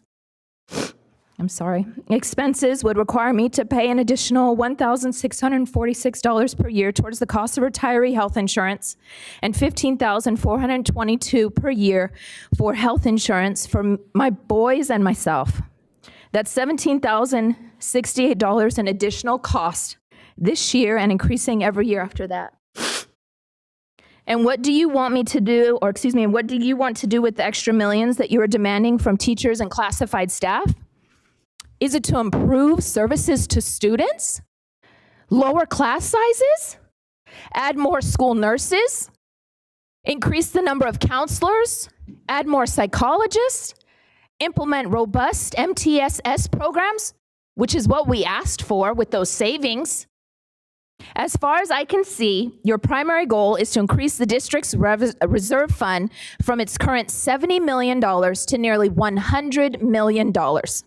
That's not a district that is on the brink of fiscal insolvency. All across California, school districts are offering incentives to attract, recruit, and retain teachers, except one. Ironically, that one, Sacramento City Unified School District, is the one that has adopted as its primary operating slogan, equity, access, and social justice. How do you improve services to students and enhance equity, access, and social justice? By building a rainy day fund of nearly $100 million for our students, including my 3 wonderful, amazing boys, and our staff. It's raining. In fact, it's pouring. Thank you. Thank you. SEIU, TCS, Teamsters, UPE. Board President Ryan, members of the board, Richard Owen with UPE. I want to first say and offer our support for what the community and parents and other organizations have said this evening. It's high time to stop negotiating in public and get behind closed doors and keep those doors closed and get it done for us. 41,000 children are really depending on all of us to get this right. There are serious differences and discussions that need to be had, but stop asking the community to take sides. We need you all to get together and get this done as soon as possible. The second thing I want to talk about, and I need help from this board on, is on the issue of board relationships with schools. I've had a number of calls from principals and assistant principals about board visits, requests being made, and I want you to know it makes some people very uncomfortable when a board member comes to a school and has already met with parents, has already talked about plans for doing X, Y, Z, and that's not appropriate. You're putting principals in a very difficult predicament. Who do principals report to? Who supervises and evaluates principals or vice principals or other administrative staff? We report to the superintendent, and you supervise the superintendent. We expect that protocol to be honored. Now, we get it that you're elected officials and that you have a right to go visit schools and find out what's going on, but before you start talking about policy or making changes at a particular school, that needs to go through some established protocol, because principals are in a very difficult situation where they have to navigate the concerns of parents, of students, of teachers, and classified staff, and it puts them in a very awkward position. So please get it squared away at your level as to how that's to take place so that we can issue the proper instructions to our staff. As of right now, we will be instructing our members to if there's a board visit and there's a request to do X, Y, Z, they will be expected to contact their supervisor, appropriate supervisor, and then that supervisor can check with the superintendent, and the superintendent can check with the board. If you have a different kind of policy that you want to implement related to that, let us know. But please stop putting us in that predicament. Thank you. Thank you, Mr. Owen. Item 8.2, District Parent Advisory Committees, Community Advisory Committee.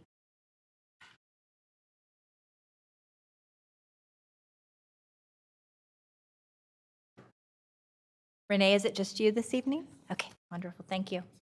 Good evening, President Ryan, Superintendent, and members of the board. I am Renee Webster Hawkins, Vice Chair of the Community Advisory Committee, and I've been on the committee for 5 years. First, I want to thank Trustee Morawski and Trustee Pritchett for readily volunteering last month to serve as board liaisons to the committee, and we look forward to that relationship and supporting you in your knowledge about our work. The CAC held our January general meeting with a parent-to-parent workshop, hosting an educational forum entitled How to Read an IEP. The curriculum was informed by nationally renowned frameworks by the Disability Rights Education Defense Fund and materials from Warmline and SCOE. Over 50 people attended that meeting, many of them benefiting from the translation services, childcare, and light dinner provided by the district. We thank President Ryan and Trustee Morawski, Superintendent Aguilar, and Chief Academic Officer Beta for attending and participating. It's so important to our families, these families who often feel so isolated, to have direct access to all of you and know about your investment in their students' experiences and outcomes. We're holding our next executive committee this Sunday, February 9th at 2 p.m. at Lisbon School. It's a public meeting. We are also holding our February general meeting on March 18th at 6 p.m. here at Cerna Center. It's including childcare, translation, and a light dinner. And the parent-to-parent topic will be discussing the extended school year and how those services can benefit students with disabilities. We believe that we're the only stakeholder group in this district that deliberately complies with the Brown Act in all of our meetings and our deliberations. We notice all of our meetings and executive committee meetings as well, and we have them all in publicly accessible places. We're grateful for the staff support to increase the announcements of these meetings, utilizing the district's communications platforms, and we've seen an increase in attendance and engagement, and so thank you for that. Thank you so much, Renee. We appreciate your service. District English Learner Advisory Committee. Local Control Accountability Plan Advisory Committee. Good evening, Allison. Hello. I'm Allison French-Tubo, and I'm here on behalf of LCAP PAC tonight. So we have been meeting regularly and doing lots of reading in between to prepare us for our meetings. And I want to take this moment to thank Vince Harris and Stephen Fong Ramirez for their commitment to getting us accurate and timely information and following up on our questions that we have. One thing that our group agrees on in the LPAC is that we want to provide input to district leadership on priorities prior to the LCAP being issued. We don't want to just comment on the LCAP after it's issued. So towards that, we have been looking at the district's current actions and future plans around each of the categories on the California dashboard. Last meeting, we had small groups rotating through presentations and questions and answers on school climate, college and career, and graduation. Previously, we've had a similar format for math, ELA, ELD, and attendance. Back in our full group, we have synthesized our takeaways on each of those topics and added those ideas to the crosswalk. Do you guys remember the crosswalk? It's from all the different community groups like DLAC and CAC and Student Advisory and African American Black Student Achievement Task Force. So those have all already identified topics as goals and issues. And so we're working with those as our base and then adding our others in. And now we have begun the task of identifying the similarities and themes amongst all those items to group into buckets to incorporate into our advisory response. And we have found two overarching themes through all possible arrangements of buckets, which are equity for students amongst different demographic groups, and then also coherence or consistency. And by that, we're referring to in between being similar between different school sites, having coherence between what is said at the district level and what is carried out at a site level, and it comes down to business practices as well. It covers a lot of themes that we're looking at. So that is our report on this February meeting, our last meeting. And then this month, we will be looking more closely at the budget and a draft framework for LCAP based on those buckets that we are creating. And the public is always welcome to join us. Our next meeting, I believe, is Monday, February 24th at 6 p.m., and it'll be here at CERNA. Thank you. Thank you so much, Allison. Board Member Minnick has a comment.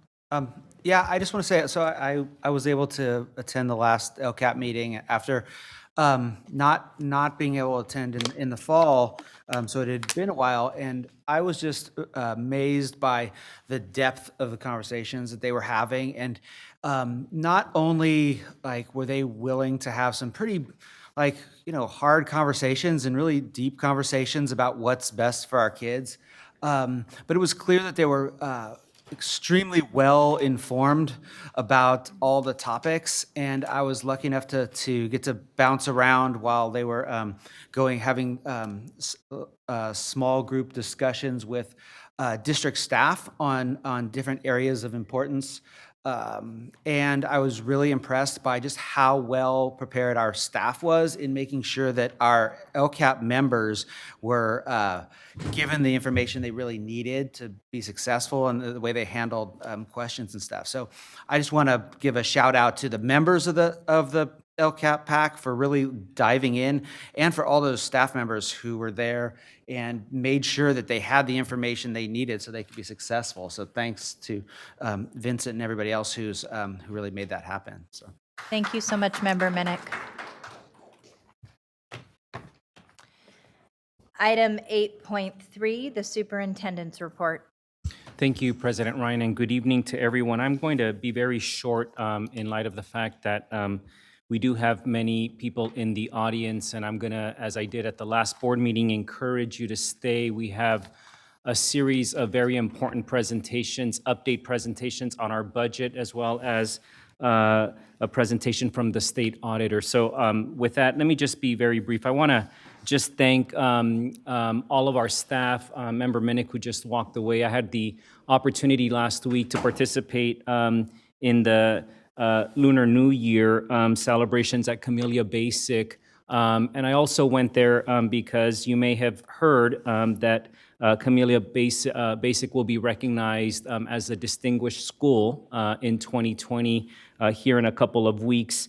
And I wanted to make sure that we thanked all of our community members who were going to celebrate the Lunar New Year as well last Friday. I do want to remind our community of a few opportunities to be engaged and stay engaged. We have opened up our Teacher of the Year nomination process, and you have until March 8th. There is a opportunity to do that electronically. Thank you for the suggestion, Member Morowski, through our website on our website, our district website. So please make sure that you nominate some of our outstanding teachers throughout the district. Also want to remind all of our community members that open enrollment has now started, kindergarten through 8th, and will run through Tuesday, February 18th. So please make sure that you're promoting our open enrollment for K through 8th grade. Also sent information about the school climate survey, which is also open. We want to make sure that we are hearing from our community because culture and climate on our campuses, of course, is very important, as we've heard from various public commenters. And you have until March 6th to do that. Finally, I do want to extend an invitation. This has been a topic of a great deal of interest.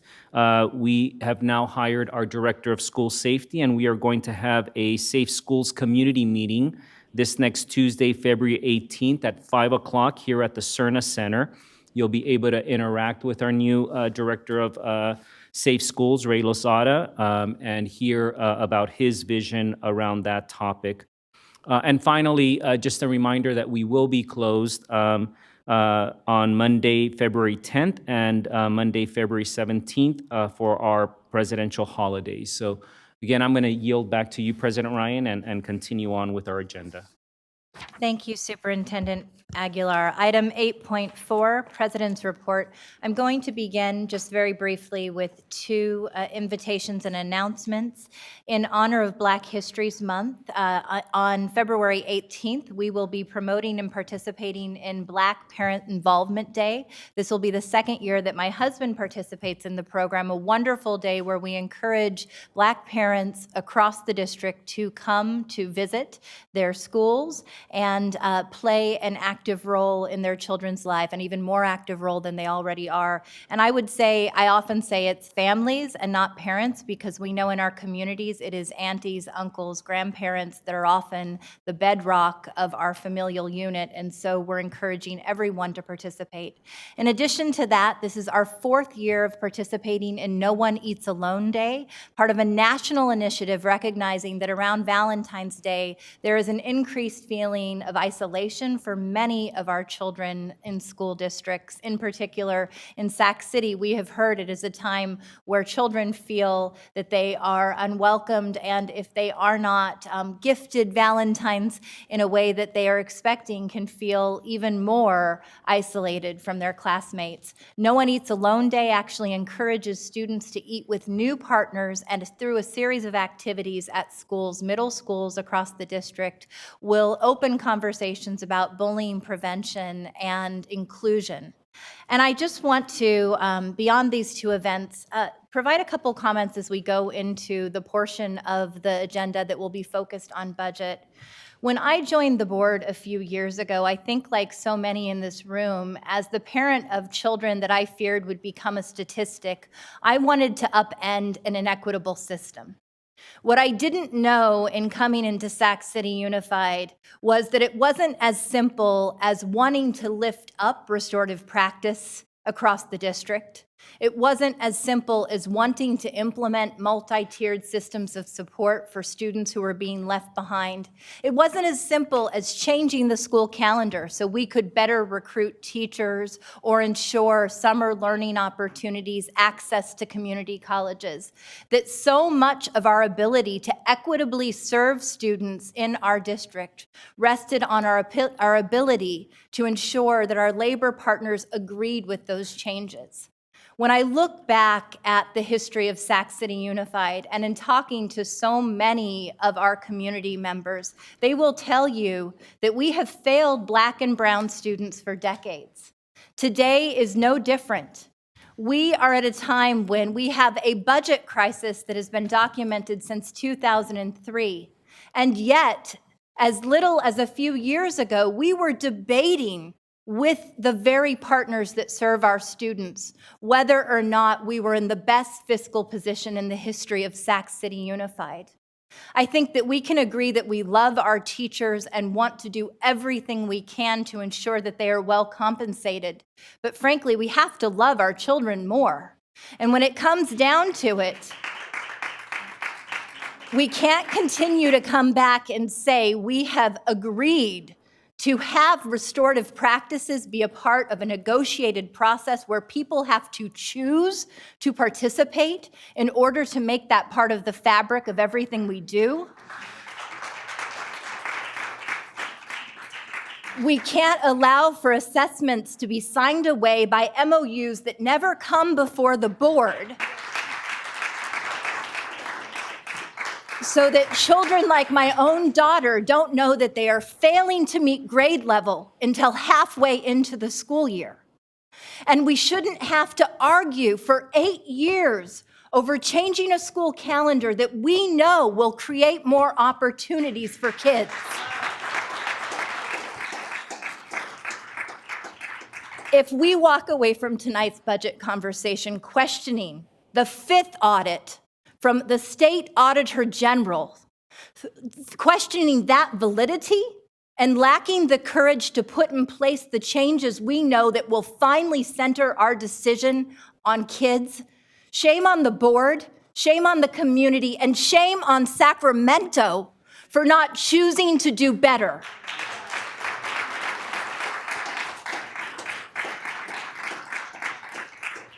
So I ask you to be partners. This is very difficult work. You know the pressures that we are facing as a result. We can both love and embrace all stakeholders in the district and finally say children will be centered in all of our decisions.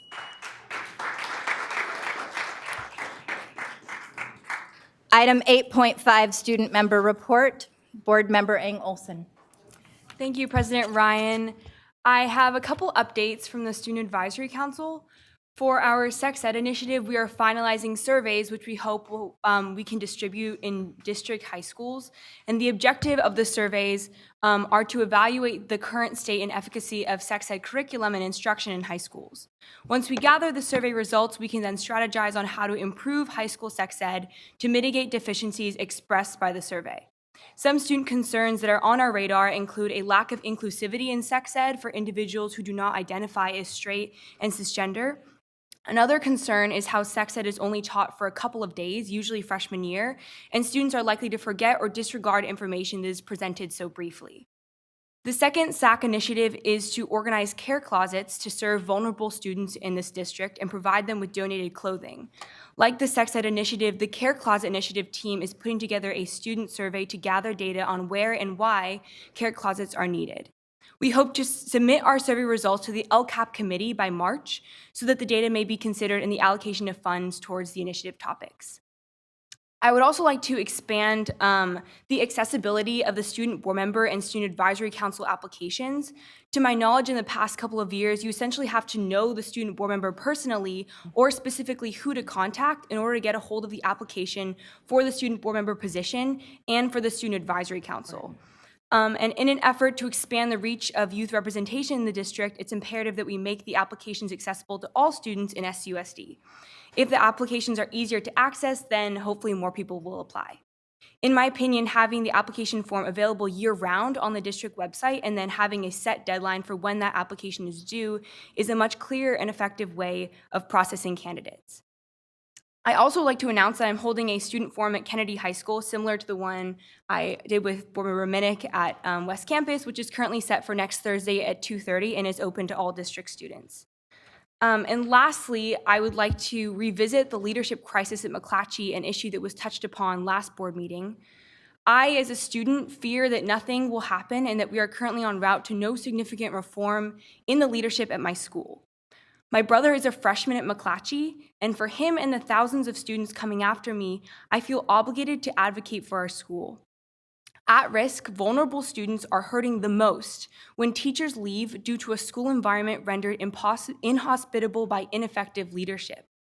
As a representative for student concerns, I will keep bringing up this issue until Mcclatchy students, including myself, know that tangible change will occur. Students don't like empty promises. Superintendent Aguilar, I'd love to have a meeting with you and maybe a few additional Mcclatchy students who can represent a cross-section of Mcclatchy's diverse population so we can discuss the situation at greater depth, and I hope that we can meet to examine what's best for the school. Thank you. Thank you. Thank you, Board Member Eng Olson. Item 8.6, information sharing by board members. Do we have any board members who wish to share at this time? Board Member Wu.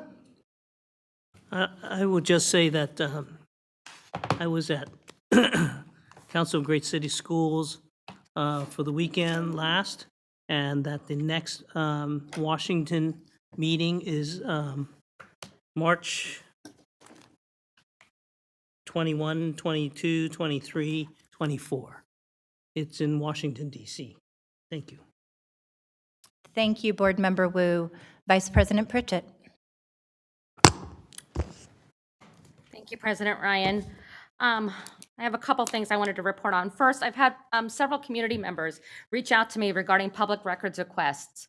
And I asked on the dais about a month ago, asked the superintendent to give the board information regarding the public records requests that are coming into the district. So I have some data that I want to share with our communities. That way you understand kind of the process and why sometimes it takes so long. First off, to date, our district has received 114 public records requests. It doesn't actually cover if there is extra work that needs to be done or follow-ups. Just in a reflection of that, in 2018-19, there was only a total of 204 public records requests. In addition, our legal services department currently employs a 0.5 office assistant who spends approximately 20 hours per week logging, gathering, coordinating with other departments, sorting through and redacting responsive records. That's a total of approximately 35 hours of legal services, staff time, just on PRAs. That doesn't include, we also, when there's a public records request that comes in, it also includes technology services. It includes human resources and business and budget office, sometimes our payroll department. So based on hourly employee rates, an estimated cost for an employee time dedicated to PRAs falls in the range of $2,000 to $2,800 per week. This figure equates to a full-time employee and a six-figure salary. I hope that information is useful to some of the people that were asking for that information. Now, to get student-centered, I was asked to join the advisory council for the ECD program at Rosemont High School. My first meeting was January 29th, and it was so refreshing to see members of the trades surrounding the table along with staff at the high school and a student. And then without the support of the trades, none of this would be possible. We are literally giving students a skill that they can use to make a good living, have benefits, and most importantly, have a pension. So it's my hope that in the near future that we as a board can discuss how we can play a role at all of our schools and have this rolled out to each of our high schools. Every one of our students deserves this type of education. Thank you, Board Member Pritchett. Second Vice President Minnick.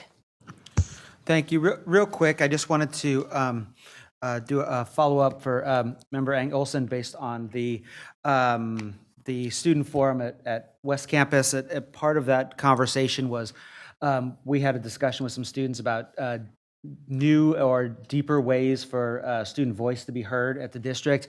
And as promised, I followed up with the superintendent about the level of engagement at the LCAP for students.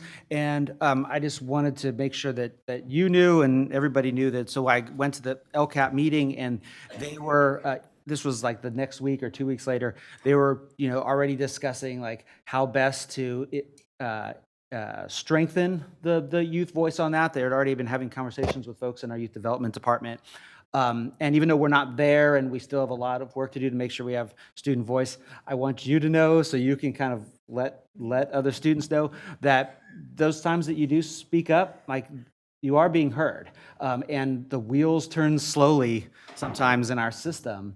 But I was excited to go to this meeting and hear, oh, they're talking about this already. And that was based on those conversations that we had. So keep fighting, keep advocating because it's working. Thank you so much, Member Minnick, and I think we would all echo, you are often the smartest voice on this dais. Item 9.0, Board Workshop, Strategic Plan, and Other Initiatives.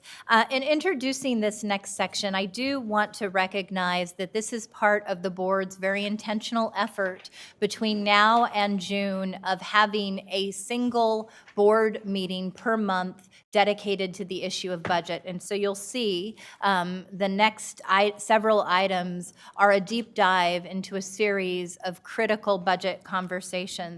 I want to also thank Board Member Lisa Murawski for her fabulous work in getting us underway on the Fiscal Transparency and Accountability Committee. The work that was done in that committee was vital to laying the foundation for these board-focused budget workshops that we'll be having over the coming next few months. And I do want to share, while the website has been down with the repository of materials that Board Member Murawski's committee had put together, we will have that back up shortly, as many of those materials will be the premise for some of the conversations that we have in the coming months. Item 9.1, the Governor's 2020-2021 budget update. This evening will be presented by Rose Ramos. Okay. And Leilani. Yes, okay, sorry. I just wanted to make sure that you were also presenting Leilani before I introduced you. She's not listed. Good evening, President Ryan, board members, and Superintendent. Tonight, we're going to be presenting an update on the governor's proposed budget for the 2021 year, with the focus, of course, on K-12 education. And tonight, we have with us Leilani. She is the Director of Government Relations at School Services of California, and she's going to present the overview budget proposals, and then I'll come back with those specific items that impact Sac City Unified. Okay, so with that, I'll turn it over. Great, thank you. And is this the clicker over here? Oh, okay, great. So Leilani Aguinaldo on behalf of School Services of California, pleased to be here this evening to present to all of you here today. So good evening, board members and Superintendent Aguilar. First, let me start off by saying apologies in advance because we're going to be bouncing back and forth between a few of the slides. So we're not going to go entirely in order, but we will be addressing all of the slides here today. So I was asked to come here to present a summary of the governor's proposed budget. Is it on? I do that all the time, too. To propose a summary of the governor's proposed budget that was unveiled a month ago on January 10. So as a reminder, as I'm sure you all know, we are very much in the infancy of the state budget process. And Prop 98, we're all very familiar with. It's the mandatory minimum level of state funding that the state must provide for K-12 schools, for all public schools in California. So for 2021, what the governor has proposed is that the state level of funding for public education this year, or in the budget year, will be $84 billion. And that's about a 2.9% increase, $2.4 billion increase over the revised numbers for the enacted budget for the current year, 1920. So factoring in all of the adjustments that are also included in the budget proposal, that results in a total of about $3 billion in additional state funding that the governor has at his disposal to propose for investments in the budget year. So the bulk of those investments are going towards LCFF. He is proposing to fund a 2.29% COLA, which will cost the state about $1.2 billion. So as context, right, because we're in the infancy of the budget process, as we mentioned, so for consideration, what the Legislative Analyst's Office has proposed is if there is an increase or if there's a will to put more money into the LCFF, every 0.5% increase in COLA will cost the state $300 million. So I give you that point as a point of reference as budget negotiations happen, right? Because there'll be trade-offs, and if there is an interest in the state to put more money into LCFF for all school districts, that will cost the state $300 million for each 0.5% increase. So for context, one of the things that I just wanted to point out to you for 2021 is there has been a lot of volatility going into this proposed budget for 2021.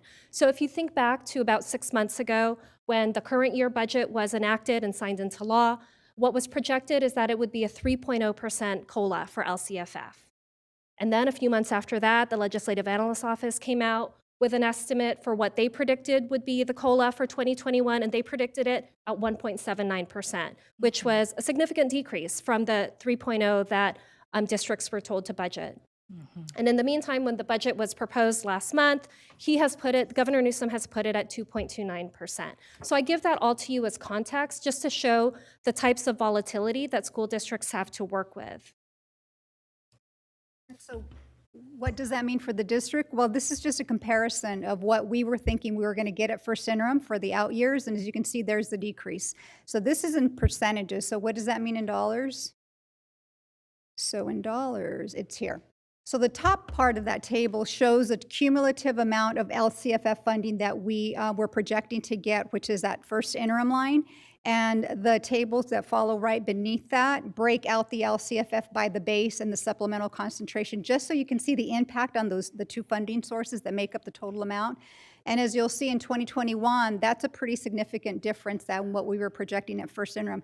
Yes, it's a little bit less than what we were thinking when we were looking at the 1.79, but nonetheless, it's an ongoing decrease, and which we don't need during this time, of course. So 2.8, looking at a decrease of 2.8 in 2021, 3.3 in 21-22, and in 22-23, about $4.8 million and a less revenue that we have to look forward to. So just to take a step back and put this all in context for you as well, just to compare from 1920 to what we're working with here for 2021. What does this mean for school districts? So going into 1920, districts had, or the state as a whole, was injecting $3 billion of new money into Prop 98. And for the current year, for 1920, what this translated towards for school districts is we saw a bulk of this $3 billion going to districts for in the form of more money through LCFF. It was almost $2 billion that was spent down to districts in the current year.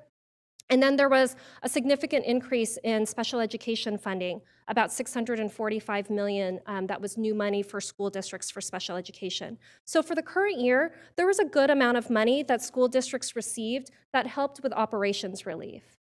Compared to 2021, all districts have to look forward to for operations relief in 2021 is COLA, LCFF COLA.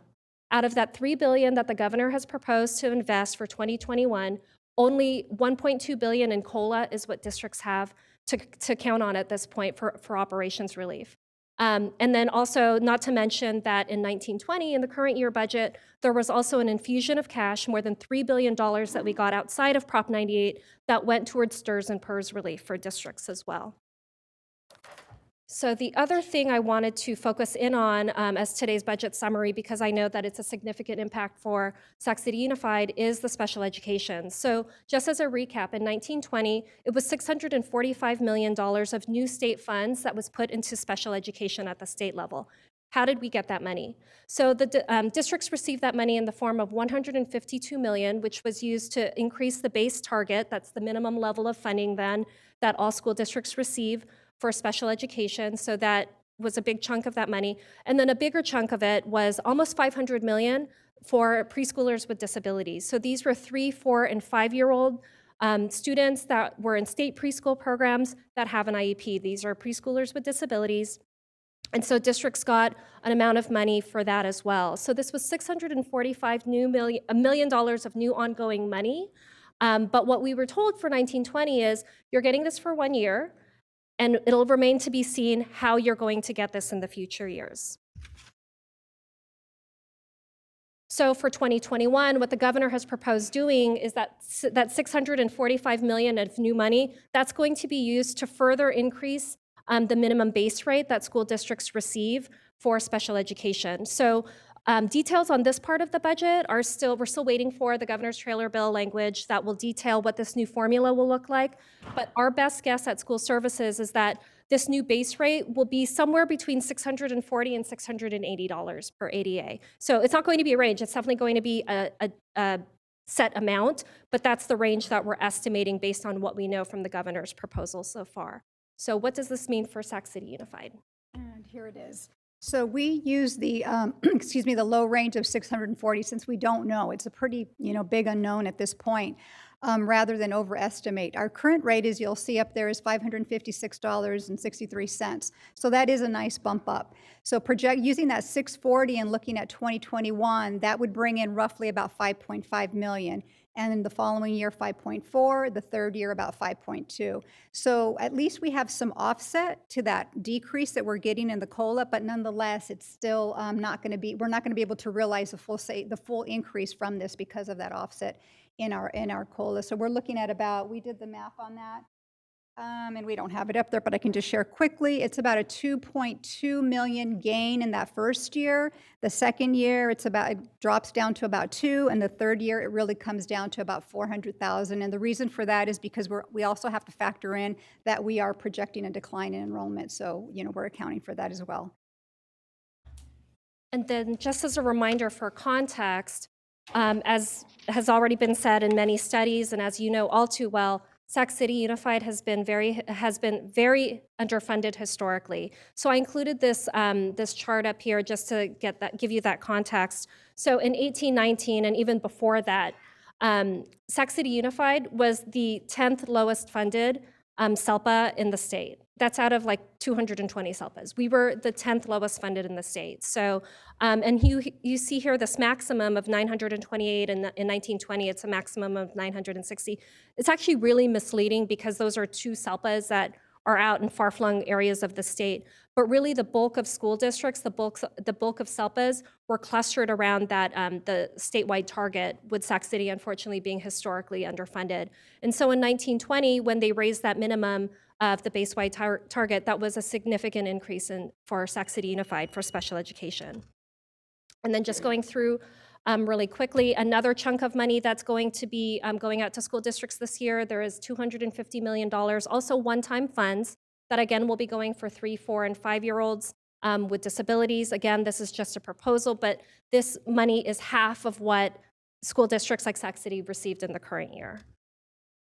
Here I've summarized all of the governor's major proposals that are included in his budget. Didn't want to go into too much detail onto any of these other proposals, but happy to answer any questions you might have.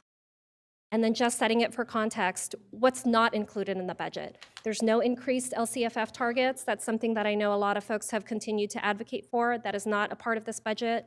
There is no new money for STRS and PERS, and there's no one-time discretionary dollars as well.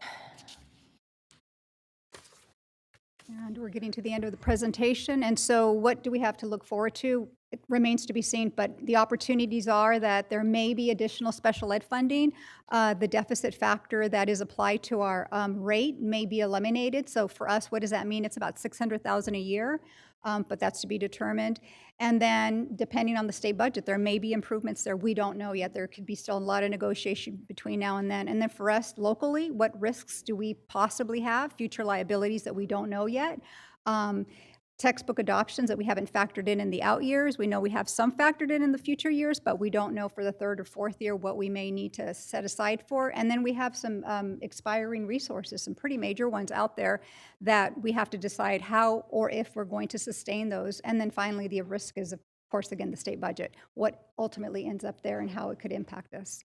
So I think this is it. And then our next budget updates will be, of course, our second interim report, which is due in March to you. And then as far as the state budget updates, we have the May revise, and then we have the state enacted budget. And typically it is the May revise that districts use those factors to build their budget on, but we do know that after May revise and up until the state enacted budget, there is a lot of further negotiation that comes through that may impact a school district's budget. So we may bring a budget to you that's based on May revise, but then may have to turn around, during the summer months and update it based on what actually ends up in the state enacted budget. So that is pretty much the update if there are any questions for us. Thank you very much, Ms. Ramos and Leilani. Do we have any public comment on this item at this time? We do. We have one. Maria Rodriguez. I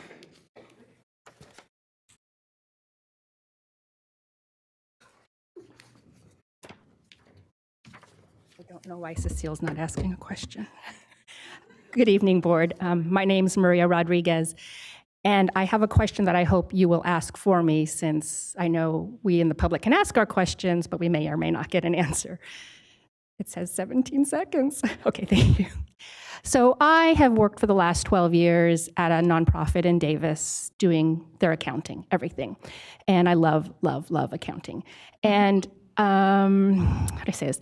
So I just recently, one of my passions is to explain to people in simple words what the numbers are saying. And so for instance, at my work, I say, yes, every year we struggle with budgets. We don't know if we can give raises. We don't know if we can hire the people we need to, and everyone's like, oh, it's horrible. But yet we have $1 million in the bank. Well, we have $1 million in the bank, but all but 15,000 of that is restricted. People have given that money for specific reasons, and I'm sorry, we can't use it for any other purpose than that. So what I heard right now is that yes, there's going to be more income, and Ms. Ramos can correct me in public if I am wrong. What I'm hearing is that we are getting increases, but they're restricted. So my question, though, goes to the operating reserve. I did hear the Vice President of Sacramento City Teachers Association ask about the reserve, or maybe it was someone else.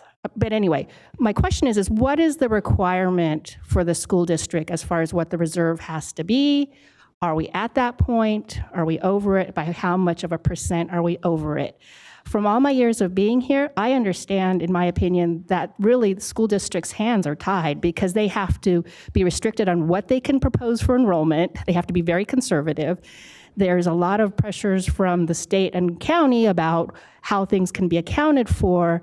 And so while we would all like to make our best positive guesses for the future, there are a lot of restrictions that the school district is held to that you have no control over. And I wish there could be more teaching about that in a very simplistic way to the public. So yeah, that's about it. One-time funds, a lot of it's going to special ed, which is good. And Okay. Thank you very much. I appreciate that. oh, and I was going to say we need consistency. We need Ms. Ramos to be here for a long time so she knows everything. And the auditor wrote about the need for consistency, so Sorry. absolutely. Yeah. Do we have any other public comments at this time? Okay, we're going to take board member questions and comments. I do think, Ms. Ramos, it would be appropriate for you to address the question of what is an appropriate reserve. We will be talking in our board policy about the board reserve level. And also, I think, once again, because this comes up quite consistently, what would 3 months of operating expenses entail to guard against economic uncertainty? I can do that. The required reserve for the district is 2%. 2% of expenses and transfers in, and there's another category. For us, approximately, based on our current budget, is about $11.5 million. And the other question I heard was, do we have that enough in our current ending fund balance to support that? We do for 2 years, but for that third year, we do not. We are actually at a negative. So we need to, look at our budget to determine, and the other question was, what is a healthy reserve? That depends. That's a big question, right? What do we want to consider to be healthy? Is it enough just to get by and meet that 2%, or do we want to achieve something a little bit greater? And what is that achievement? That's a bigger discussion. Is it based on fiscal solvency so that we can save away for a rainy day in the event that we know we have a future revenue reduction? We can have a soft landing and make thoughtful reductions and not just reactionary slash and burn like we had to do during the 07-08 crisis. Or perhaps you are going to save away for a certain initiative, an educational program. So that depends. It's a pretty big question. And some districts have adopted double their reserves, especially smaller districts. They have a 3%. They may go for a 6% reserve. So it will just require a little bit more analysis. If you want to go for a 3-month operating cost, that would be roughly about maybe another, you would probably get close to about maybe 40 million in that category. So yeah, it just pretty much, it would depend. And we have more discussion on that, and we'll share some more details as we get to that budget item. Perfect. Thank you. I appreciate that. Our first question comes from Board Member Garcia. Yes, thank you. I think this is a great presentation in terms of framing sort of where we're going from the statewide level and how that impacts Sac City Unified. So I really appreciate sort of that comparison. I think it's very, very helpful. So on slide 8, relative to special ed funding from the state, so we'll potentially see an increase, especially if the base rate is increased to, you're calculating maybe like 640. And I think that is reflected on slide 8. So these are all positive numbers, which is great, right? So I did have questions along the lines that Maria had in terms of the special ed dollars, if those have restrictions. Last year, I think they were unrestricted. But moving forward, if they have restrictions, what that means. And then in particular, I'm interested in learning what that would mean to the general fund, which is where we have that structural deficit. Right, as proposed right now, and this is the part of the budget proposal that we're still waiting for more details, but at this point, we don't expect that there will be any specific restrictions on any new money that the district gets with the new special education-based targets. I mean, they would be required to be spent for special education services, for mandated special education services. So this is really an attempt for the state to infuse more money for districts that are spending out of their general fund dollars to provide mandated services for students with disabilities. So meaning that there's a cost savings on the general fund for the district. That's correct. And so to put it in other words, that means that our contribution then could be possibly reduced, assuming everything's equal, stays the same, right? Our contribution could possibly be reduced by these amounts. And then, so just to take it one step further, so that $27 million ongoing structural deficit could potentially be reduced by $5.5 million in 2021, more or less, because these are also ongoing dollars. Not necessarily, because remember in the previous slides, we showed you that the COLA was going to be reduced. So then we have a reduction in the revenue that we were projecting to get at first interim. So we would have to offset this reduction in revenue against that increased revenue to determine really what the net impact would be to our budget in the out years. Is that? Thank you. Yes, Makes thank sense? you. Okay. I appreciate that. Thank you very much, Mr. Ramos. Excellent point. Board Member Minnick. Thanks. I just had a couple quick questions on slide 12 where you talked about the governor's proposed investments, and I know that we can't count on any of this, but I wondered if you could explain or give a quick summary of what these opportunity grants are, the 300 million, and then my related question is, so we've had times in the past where we didn't receive grants that we had hoped to, or we got smaller amounts. 21st Century comes to mind, and some others, and so my question then that related to this is, do you anticipate of the additional funding opportunities that you see kind of on the horizon? Are you seeing things that we may be kind of especially well suited for or competitive for? Some more than others. Right, certainly. And again, this is just an overview, right, of everything that the governor proposed. So on this slide, aside from COLA, I believe everything else, and the preschool grant that I mentioned in a different slide, all of the other proposals that the governor has included in his January budget proposal, these are all grants that need to be applied for. None of this is expected to go out on a per ADA basis. So specifically, Board Member Minnick, to answer your question about the opportunity grants, so there was a framework that was shared when the trailer bill language on this proposal was shared last week, yes. But we're still waiting for a lot of the details. As proposed right now, what we do know for the opportunity grants is that they're intended to go to schools and school districts that are serving low-performing schools. How low-performing is going to be defined remains to be seen. What we were told in the trailer bill language is that those details and the definition for low-performing schools will be determined by the California Collaborative for Educational Excellence in a plan that they're going to be required to release by November of this year. And one of the key details, though, is that eligible recipients of the grants need to be at least 90% FRPM. So while this money, the $300 million, is intended to support those schools that are identified as low performing, they're really targeting it to a very narrow subset of those schools because, obviously 90% FRPM, free reduced price meal student population, that's a really high threshold. So it really limits the number of schools that would be eligible. So that's certainly something for Sac City to look at. Not district. Correct. Yeah. Correct. Eligible schools would be, at this point as proposed, they would be 90% FRPM. So that's one of the things. As for other opportunities that Sac City Unified might have, the $900 million educator recruitment and retention, that's an aggregation of different programs that are in there. I know that Sac City Unified, I believe, has a residency program, so that's something that they could potentially pursue. But also included in that $900 million are grants for individuals. So they are not grants that would necessarily help with Sac City Unified in the provision of services and in the programs that you have. But for example, there is a proposal in that $900 million that would be $20,000 stipends for teachers. So those are targeted specifically for the individual and not necessarily for the school district, although it's intended to incentivize teachers to come into the profession and to teach in high-need subjects at high-need schools. Thank you, Leilani. And I think, as you mentioned, with some of these being contingent upon 90% of our schools being free and reduced price meal, it actually positions Sac City quite well because that is a large percentage of the schools across the district. Board Member Morowski. Thank you both for a very clear presentation and analysis. Just reflecting on what you've presented, it shows how vulnerable the districts are to kind of fluctuations and these big macro level, state level factors that we really don't have control over. Just that that things can swing by 5 million this way and 2 million this way.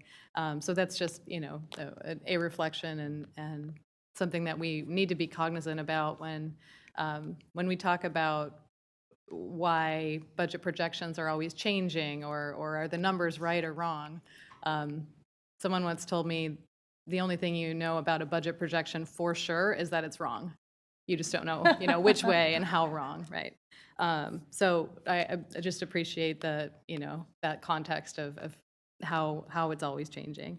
There's a couple of things that I'm glad you brought up.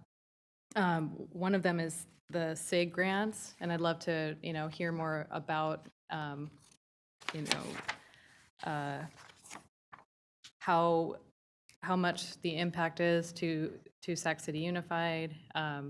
Maybe in another presentation. I'm not, sure you don't have those numbers and the schools right now, but that's something that I'm really concerned about. I know Leotata Floyd Elementary and in my area in particular has been a beneficiary of the SIG grants, along with other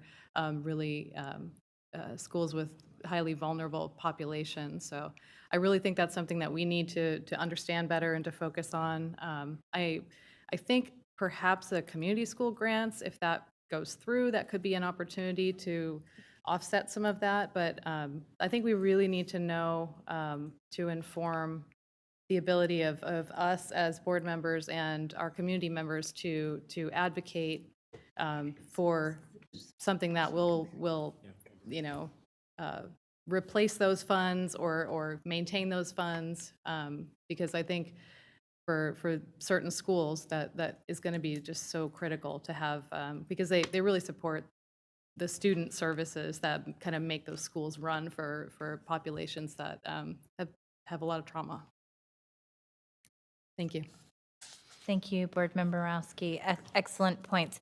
We don't have any other board member questions or comments at this time. Thank you both so much for your time in presenting this evening. Obviously, we know that a great deal can change between now and the May revise, hopefully for the better, given the fact that we are not seeing the kind of operational offset in expenses that we would hope.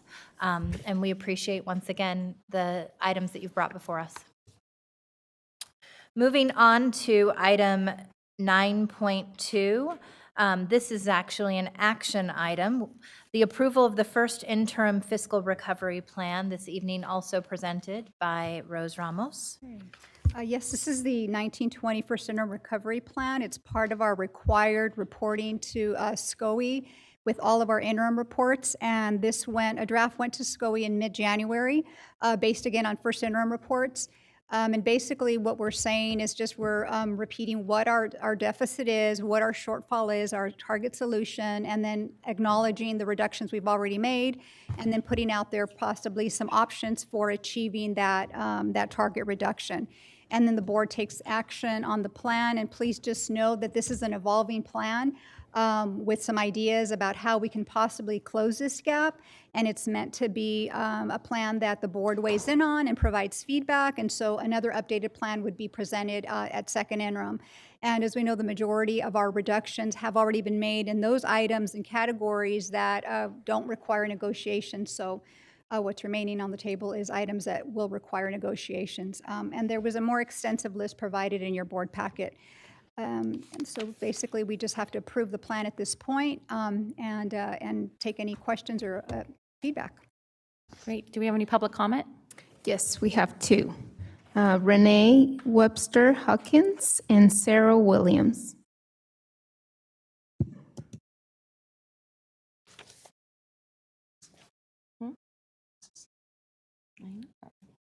Good evening, and I'm Renee Webster Hawkins. Sarah is giving me her 2 minutes. Okay. And I hope 4 this minutes, Anne. Thank you. I hope this is the appropriate item to make this comment. In the multiple initiatives to improve student outcomes and balance the budget, I believe there's been a deafening silence in one area of governance and accountability that could also be part of a fiscal recovery plan, and that is the district's contracting and procurement practices for vendors and other classroom resources. Back in 2017, when the Council of Great City Schools released its dire report of findings and recommendations regarding deficiencies in special education services, nowhere in the 175 pages was there any review or even mention of the district's contracts for services, which is remarkable given how significantly the district relies on NPS and other companies to provide speech and language services, instructional and behavioral aids, health professionals, and supplemental intervention. The district also pays millions per year to an outside private law firm to litigate against parents who are trying to assert their children's educational rights. Even after the release of the audit, which demonstrated the systemic deficiencies and other disproportionality which violates the civil rights of thousands of our students. Since those reports came out, based on Public Records Act requests and other inquiry of staff, I have learned that these contracts are not procured through competitive bid or an open and transparent request for proposals. And more importantly, I've learned that there are no performance metrics or other data required by these contracts, which would assist the district with evaluating how effectively the services provided are assisting with achieving the goals in the students' IEPs or improving student outcomes. I've also heard time and time again from countless parents that I have talked to about the lack of trained aides or other service providers, despite the fact that their child is entitled to one in their IEP, only to be told that the district's contractors don't have enough aides available. All the while, I know there's companies out there that would love to compete for contracts to provide these services. Since then, other district contracting has come under similar criticism, notably the contract for school resource officers, which apparently contain no requirement to provide data regarding the services provided or the incidents responded to. I'm an administrator of a state agency. I would be fired if I procured consultant and other outside contracts without competitive bidding and internal controls to measure and demonstrate the effectiveness of the services provided. It is basic practices for fraud, waste, and abuse for any public agency.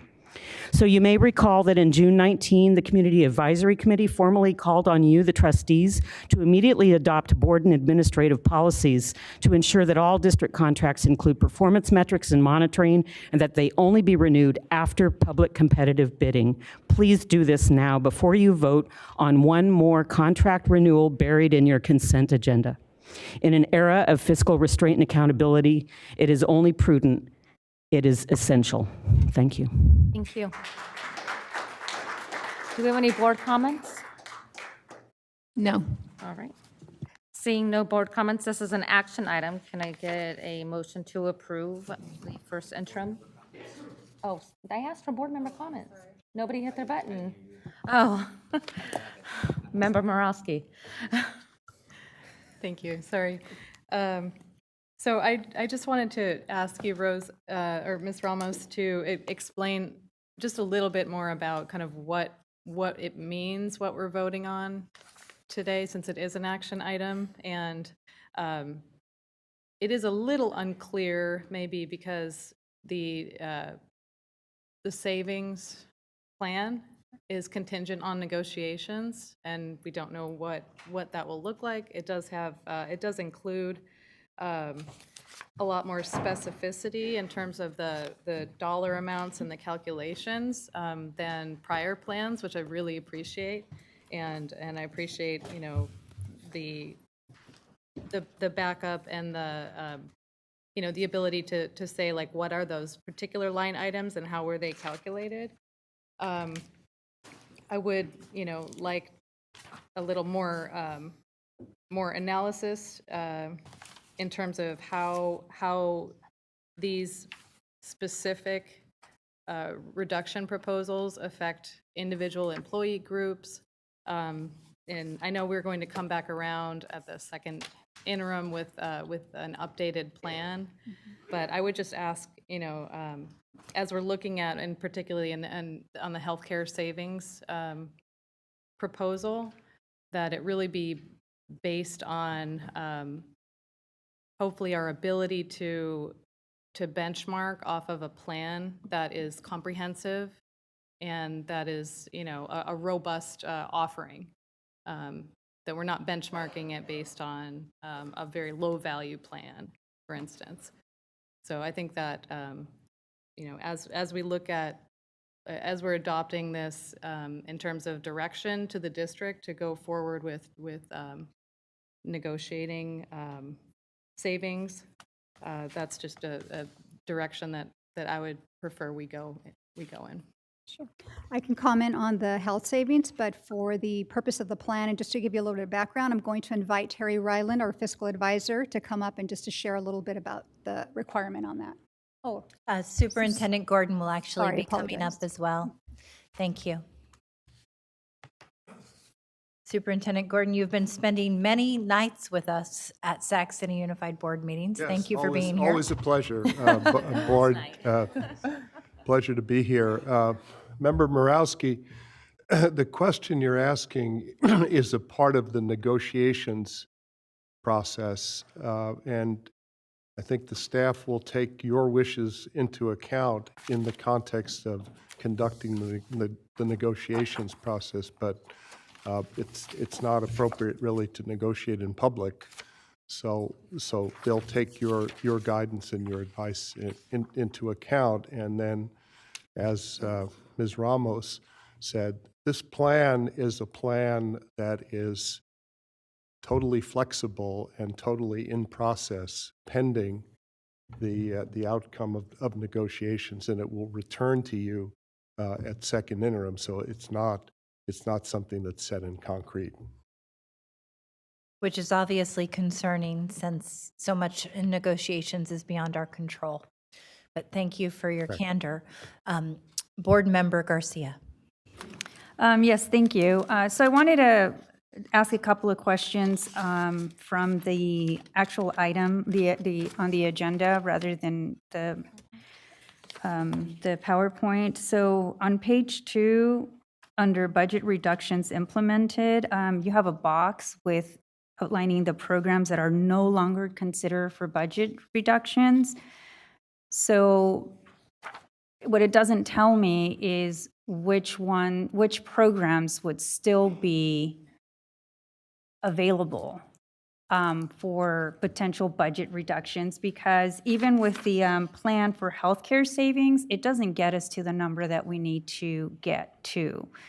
So I'm wondering if we have a more comprehensive plan that can be shared in subsequent updates or board meetings that are not necessarily, that can be shared in public because they're not part of the negotiation. So what else are we looking at?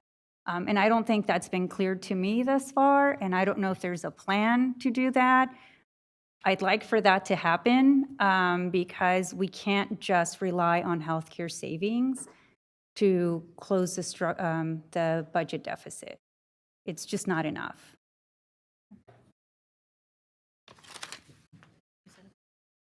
Thank you, Board Member Garcia. We will absolutely take that into account, and I think it is a nice segue into the presentation that we'll be having by the auditor shortly, in recognition of the findings that there were very few other places to find the kind of reductions we would need necessary to meet the total structural deficit. So with that, we have no other board member comments or questions. This is an action item. Do I have a motion for approval of the first interim fiscal recovery plan? We have a motion and a second. Student preferential vote? Aye. All those in favor? Aye. Any opposed? Any abstain? The motion carries. Thank you. Item 9.3, revised board policy. Number 3100, business and non-instructional operations, budget reserves, and use of one-time funds. This is a first reading. I just want to remind board members and the public that we have been undergoing a governance journey of more than a year and a half of monthly trainings in best practices around good board governance, including understanding how to be better in our practices and our budget role. We have decided as part of that, we're going to have a first reading, second reading, and then action item as appropriate on critical items as they come before the board to allow for enough discussion, both with the public and board members, to make the best and most informed decisions.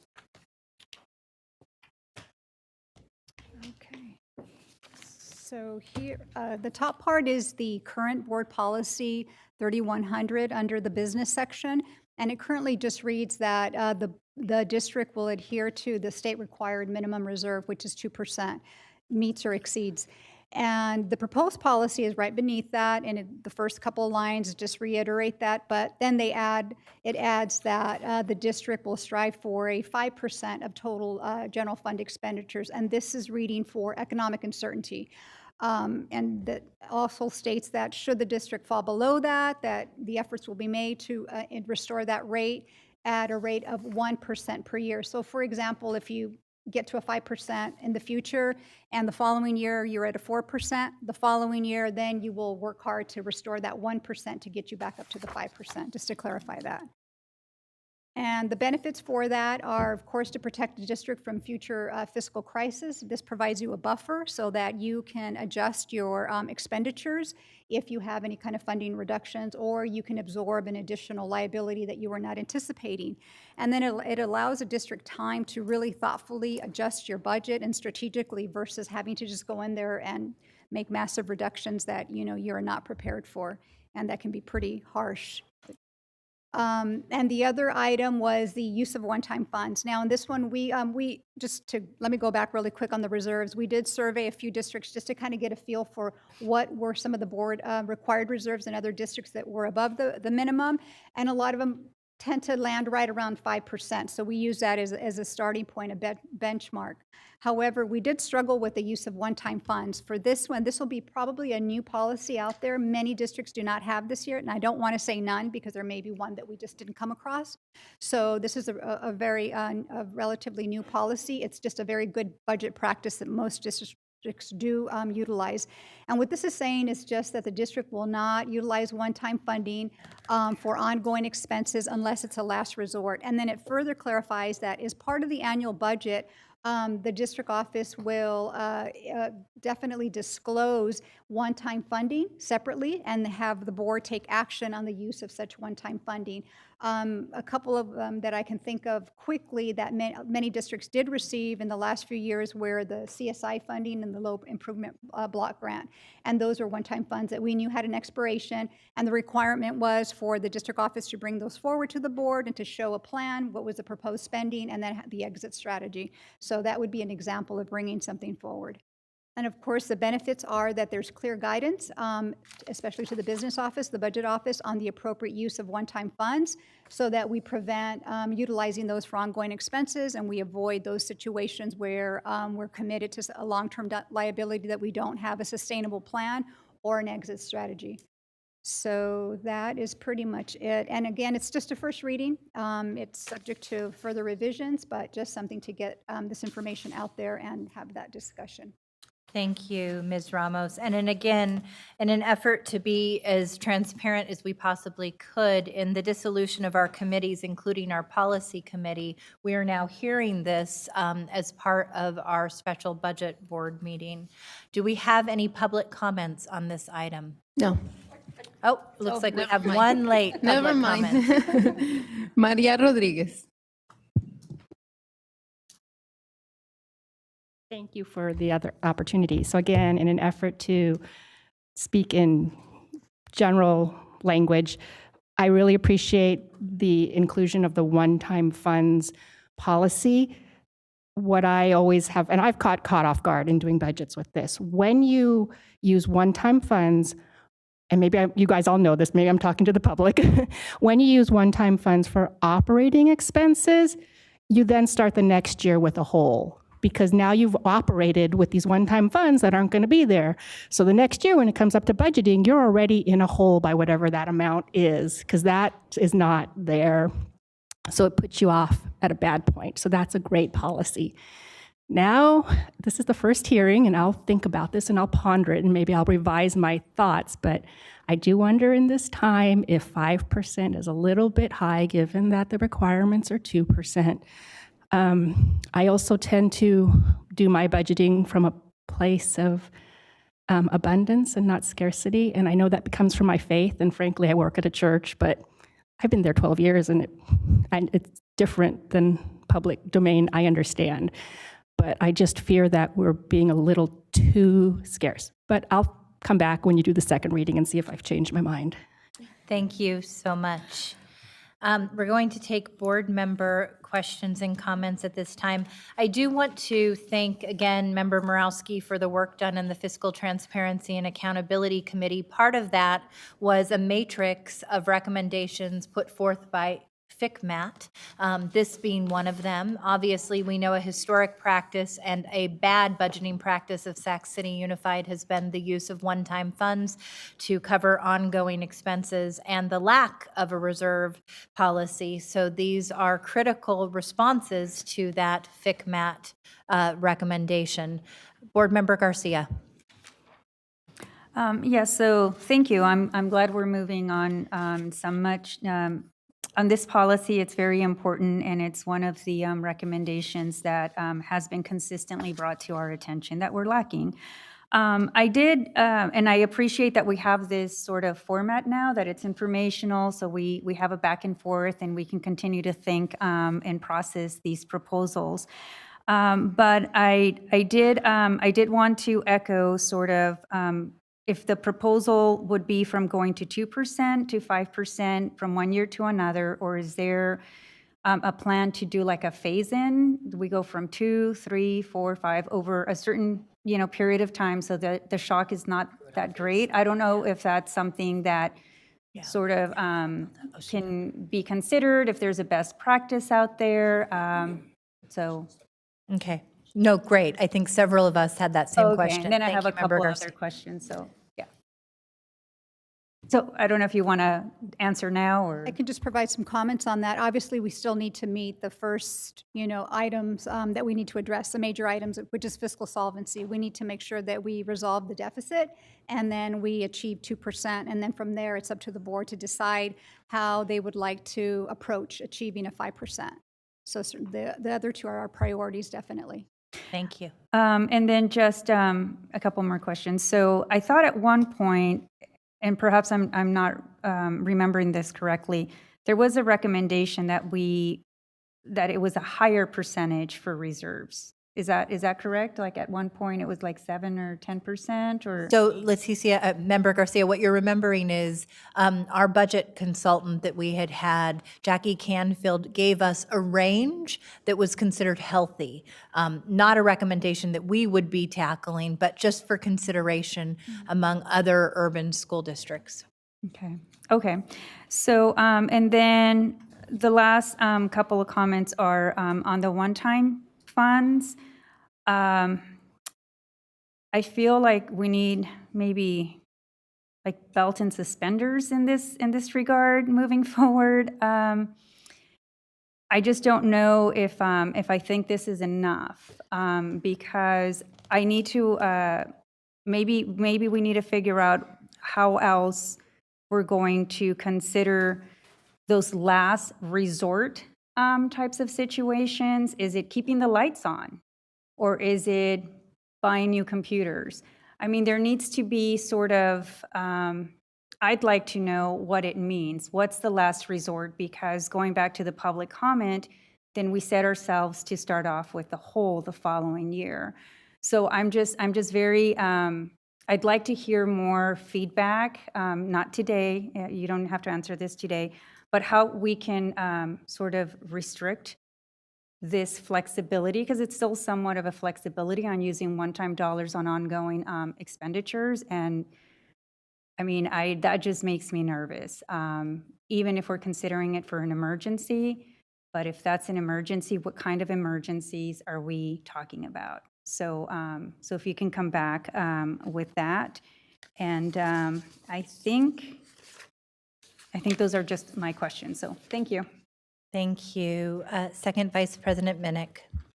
Thank you. And actually, Member Garcia asked the question I was going to ask about the recommended percentage. So I'm glad you brought that up. I do want to say I appreciate the policy around one-time funds, because we do know that we've heard from several reports now, audits and whatnot, that this is how we got in this mess. And it's kind of a way to this policy to kind of protect us from ourselves from slipping down that that slide again. My question, though, just as a reminder, I know we've talked about this in the past, but I need some, this helps with like real world context. When we talk about a 5% reserve, in a, you know, in a bad situation, economic crash, the bottom falls out, what does 5% reserve, like how far does that get us in our, like, you know, operating expenses if we need that? Because I think that's a way to kind of contextualize, like 5% in a big budget sounds like a lot of money. But how far does that get us if we, you know, run out of cash or whatever? Probably just a few months. Our budget is $540 million, so quickly doing the math, half a year of that is what, $270 million. So 5% reserve is just a little over double what we're doing right now at 11.5. A lot of numbers I'm throwing out there. So it'd be probably just a few months at a 5%. And so it would depend on the board. What would be their comfort level? What is it that you would want to plan for? And then what would be considered those items that would be high priority that you want to continue to fund? So it's a pretty big question. Probably a little bit more. So we could detail go needed. longer and do less things, but Right. that would be a decision Or at the opposite. that time, Correct. right? Correct. Okay, no, that's helpful because I know that, and then we've heard, you know, things about, you know, the, you know, importance of a, you know, a 14 or 15% reserve, to, you know, to give us more, you know, cushion in an emergency. But knowing kind of like what this 5% means is helpful to contextualize as we have these conversations. So thanks. And Ms. Ramos, do you have off the top of your head from school services the average reserve for an urban school district? We do, as a matter of fact, and we can make that list available. And I'll just clarify that the reserve list that we do have, it's not a board-required reserve for all these. Some of them may be embedded in there, but it was just based on actuals as of 17-18. So school service was kind enough to provide us a list, and we can certainly send that out. Because I think in informing our decision, you know, we want to look at best practice. Sure. So that we are, yes, being intentional, but also safeguarding against economic uncertainty, recognizing that this has been the longest boom in California history and that a recession will be inevitable at some point.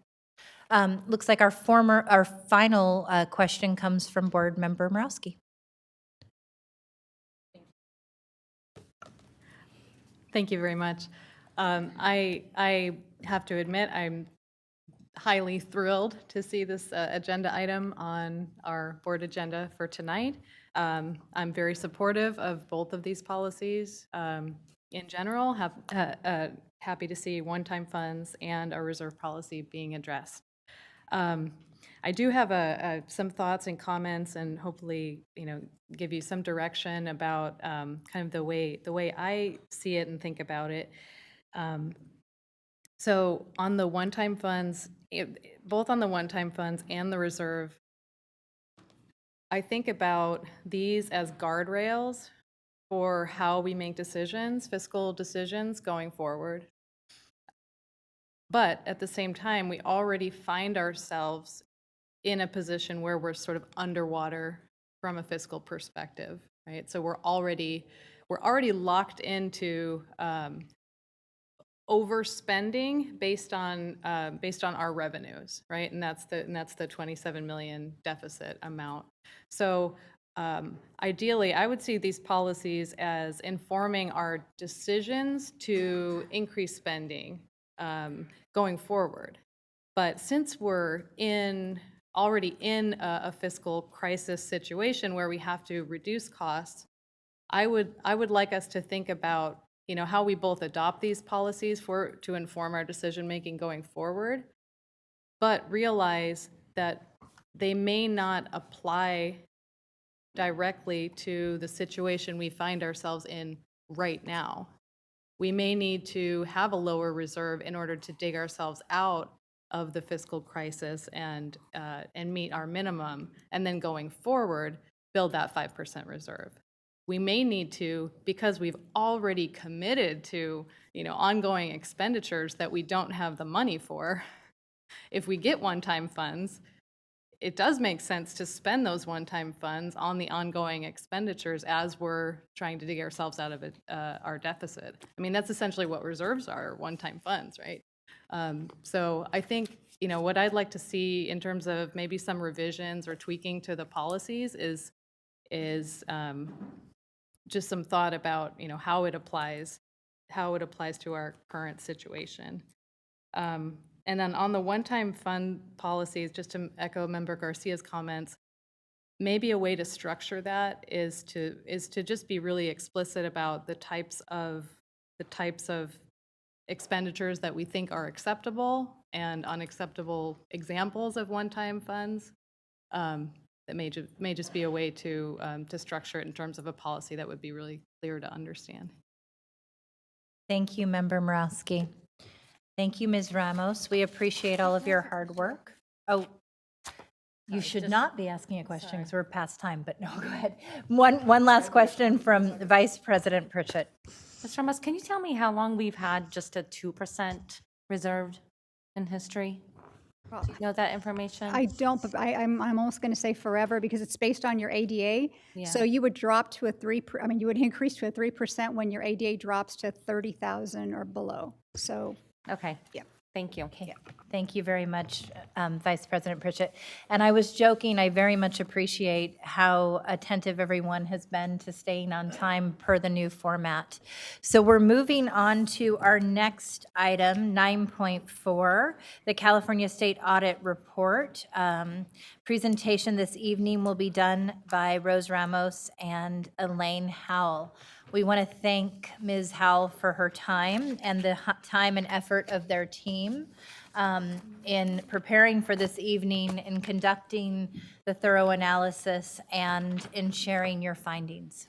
And I'm just simply introducing Ms. Elaine Howell to present the findings of the report. Anne? I think the clicker's right here. If I can figure out how to use it. Thank you, President Ryan and members of the board. For the record, my name's Elaine Howell. I'm the California State Auditor. With me is Nick Kalitzos. Nick was the audit manager on the particular project we're going to talk about tonight. And to his left is Nathan Briley. Nathan was the audit supervisor responsible for supervising the audit team and conducting the audit work. We have a few slides. There are some graphics that are excerpts from the audit report. And really will highlight the key issues that we identified in the audit, a lot of what has been discussed tonight about the fiscal situation that the district is in, and certainly the fiscal situation the district is heading towards, which is insolvency. I'm going to talk a little bit on the first slide. This is a graphic that is in the audit report that looks at the future, looks at the past, using audited financial statements.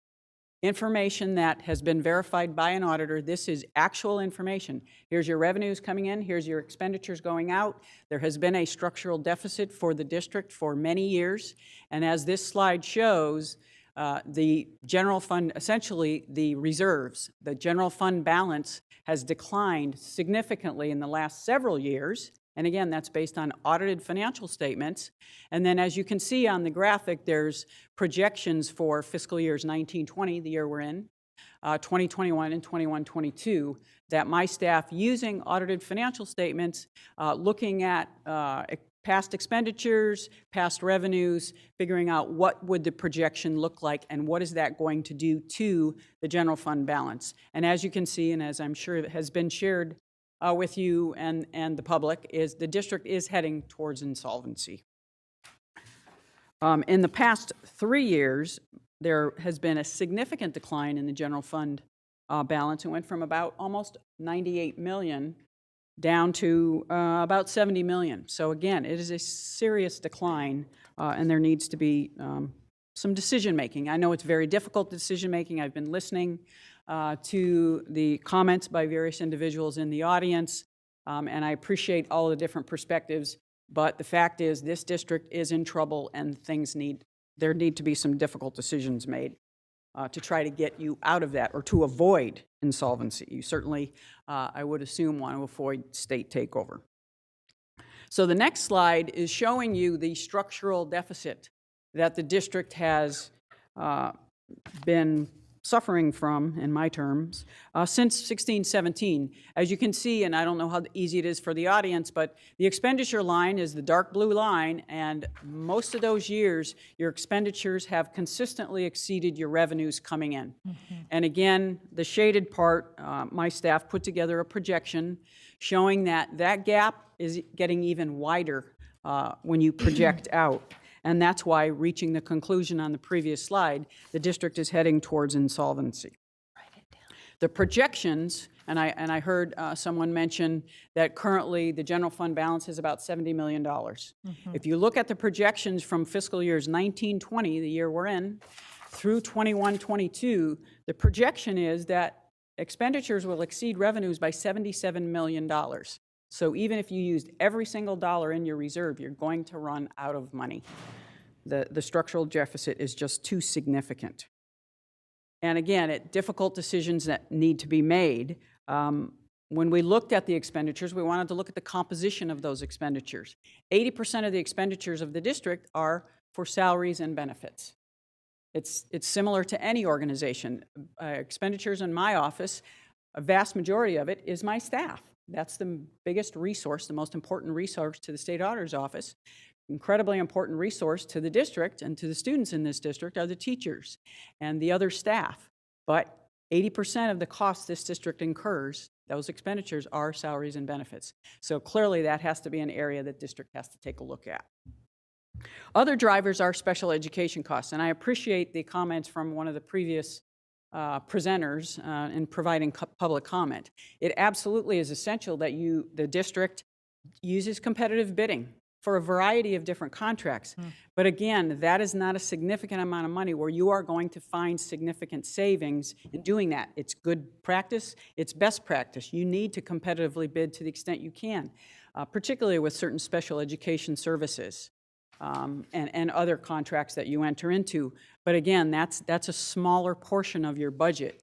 And when you're facing a significant deficit, as we've talked about, and a large structural deficit, you've got to look where there's significant expenditures. And that, again, that's salaries and benefits. I know there's been concern and questions about some of the work that we've included in the audit report with respect to compensation. And we looked at total compensation on average, comparing this district with districts in the region. And consistently, total compensation, not salaries, but total compensation from fiscal year 13-14 through the most recent fiscal year, the total compensation is the highest in this district. Most of that in earlier years was driven by the health benefits. And as President Ryan and others mentioned, there have been concerns raised by other entities that have looked at district finances about the health care benefits. Health care benefits are important to employees. Believe me, I agree with that. But they have to be affordable to the district. So we looked at and we wanted to see what's the comparison of the health benefits that are provided by employees of this district compared to other districts in the region. Again, similar school districts, Twin Rivers, Stockton, San Juan Unified, Elk Grove. And we saw that the benefits that are provided by this district are much more generous and therefore much more expensive than all of those other districts. Most of those other districts provide healthcare benefits, absolutely, but they are significantly, well, not significantly, they are different than the district here in Sacramento. And I have another graphic that will go through some of that. So the other issue that we discuss in the audit report, and we created a graphic for it, wasn't in the audit report, but it's based on information in the audit. So there are a variety of suggestions that the Sacramento City Teachers Association has come up with. We wanted to look at those. We wanted to see, okay, are these viable solutions, potential solutions for the district? And the concern we have is 2 of those proposals actually would increase costs by close to $36 million, and the district cannot afford to do that. That would be rescinding layoffs of certain individuals and then lowering class sizes by hiring more and more teachers. And again, we wouldn't disagree that smaller class sizes are beneficial to students, but at this point in time, the district cannot afford to do that. So those 2, the fiscal impact you can see on the graphic, the top 2 lines, rescinding 2019 layoffs and lowering class sizes. That's going to increase cost for the district. But they did have some other suggestions as far as reducing contributions towards retiree health care. So this would save about $7 million over the 3 years.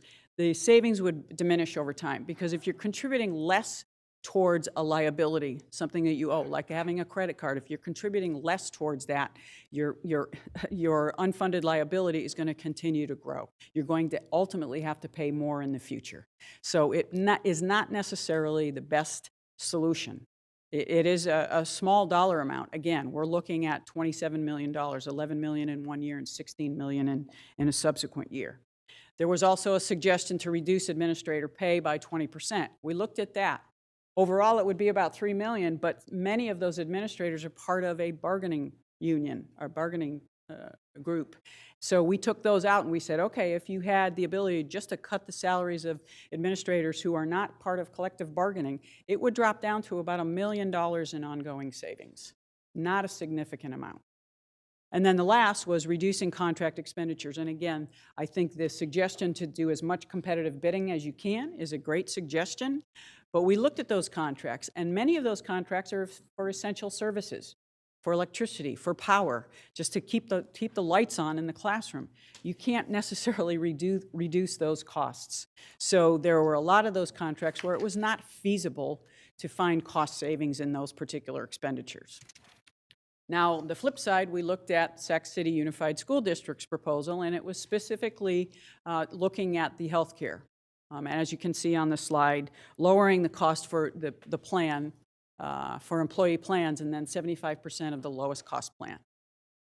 And that would generate $16 million in ongoing savings. Significant amount that could be put towards, reducing that deficit.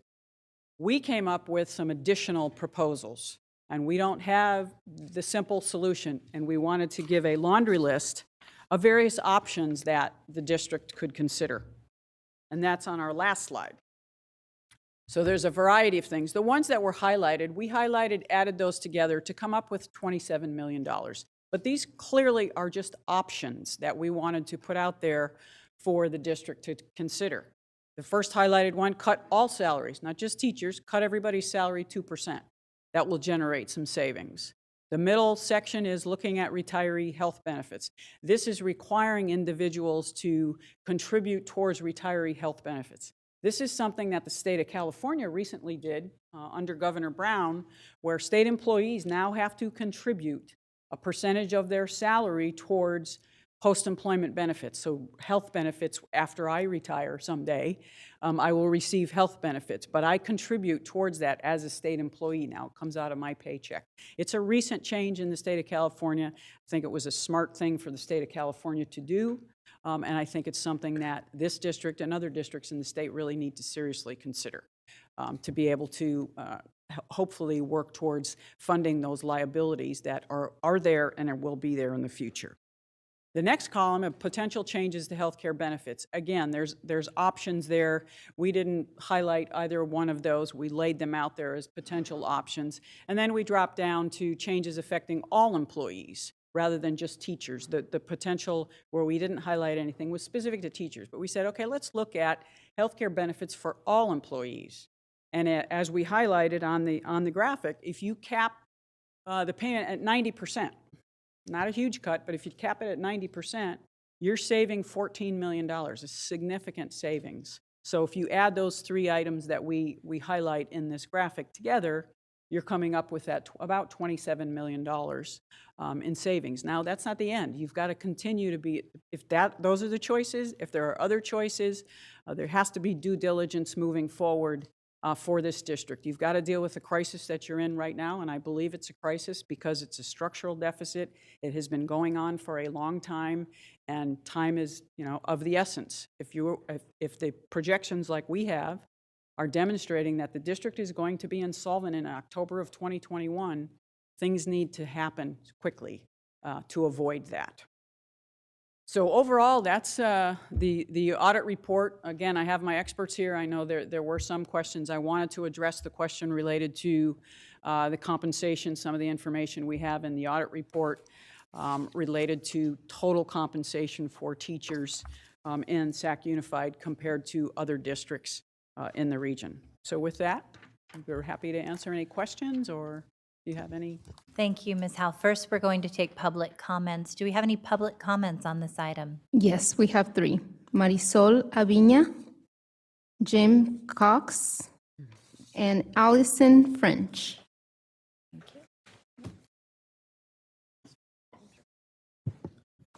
Oh, and Ms. Howell, if you'll just, perfect. Thank you so much. Good evening, President Ryan, Superintendent Aguilar, board members, State Auditor. Thank you so much for the great work that you and your staff did on this audit.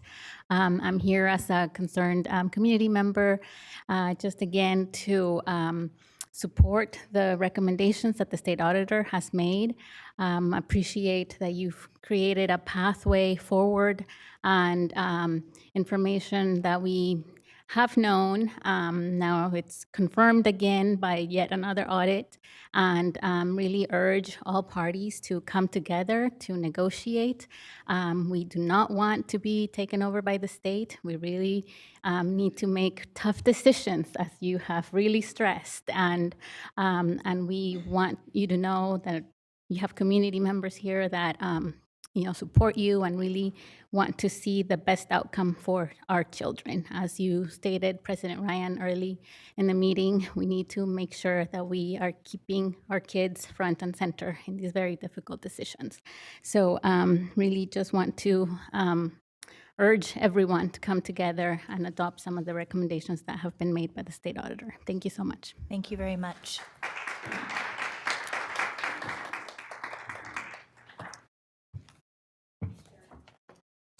We filled it out of the same card. Okay, so we're combining two comments for 4 minutes, please. Is it possible to turn this on?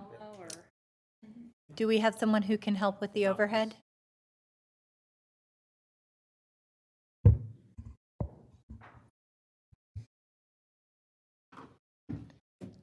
Okay, we have it up. Thank you. Oh, okay. Thank you. So maybe the auditors will address some of this, but so my name is Jim Cox, and I'm a parent in the district. I also teach at Sac State, and I've spent a lot of my career researching and studying government budgets, so my personal and professional interests have led me to follow the district situation closely. I'm concerned that the district is heading toward a disastrous imposition of a contract on the teachers that's going to lead to a long strike. And I think part of the reason is because the state auditor found that Sac City pays about $20,000 more in average total compensation than other districts. The problem is that the compensation numbers from the audit are not consistent with other data. As you probably know, the definitive source for teacher salary data in California comes from the J90 form that districts fill out in the spring. However, the J90 wasn't available in 1819 or 1920, the time the audit was done. So the state auditors estimated salary and health information from projected budgets from districts in the area. What they did was they simply took the amount, it seems what they did was to take the amount that in those categories and divide by the number of teachers. And they showed dramatic increases in compensation for 1819 and 1920. Fortunately, we can check these because since the audit happened, the J90 data has come out for 1819. And you can see it on this graphic that compares the results for the J90 data to the what the auditor found. It turns out the audit overestimated average teacher compensation by about $14,000 in 1819. And the best comparative data that we have is from 1819 J90, and it shows that average total compensation in Sacramento is about $97,000, which is about $3,000 to $4,000 more than Elk Grove. That's likely to go up a few $1,000s this year with changes to the salary schedule, but still not close to the $20,000 in the state audit. When I ran the numbers for the J90 for statewide for districts over 20,000 students, the average total compensation was about $98,000, which is $1,000 more than what Sacramento is paying. Now, it's possible, you might argue, well, even though these are not consistent, since they calculated them the same way across districts, they might be the same. But there was a problem with the number in the status of labor agreements that they used to calculate average health care.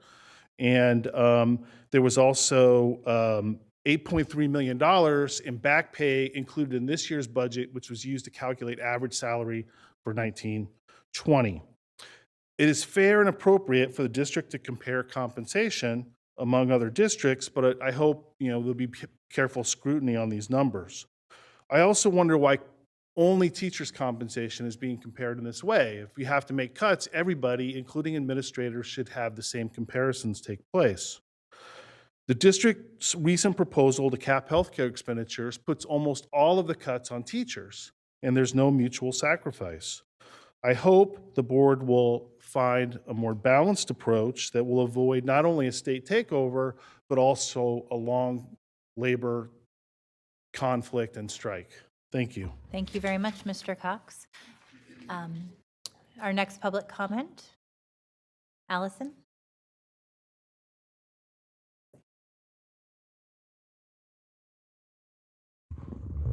Hello. I do have some similar comments to Jim Cox, which is asking, I read here what you guys have used to perform the audit, and I don't understand the claims that the calculations were made on budgeted numbers so much as they were verified by budget numbers when I read the assessment of data reliability.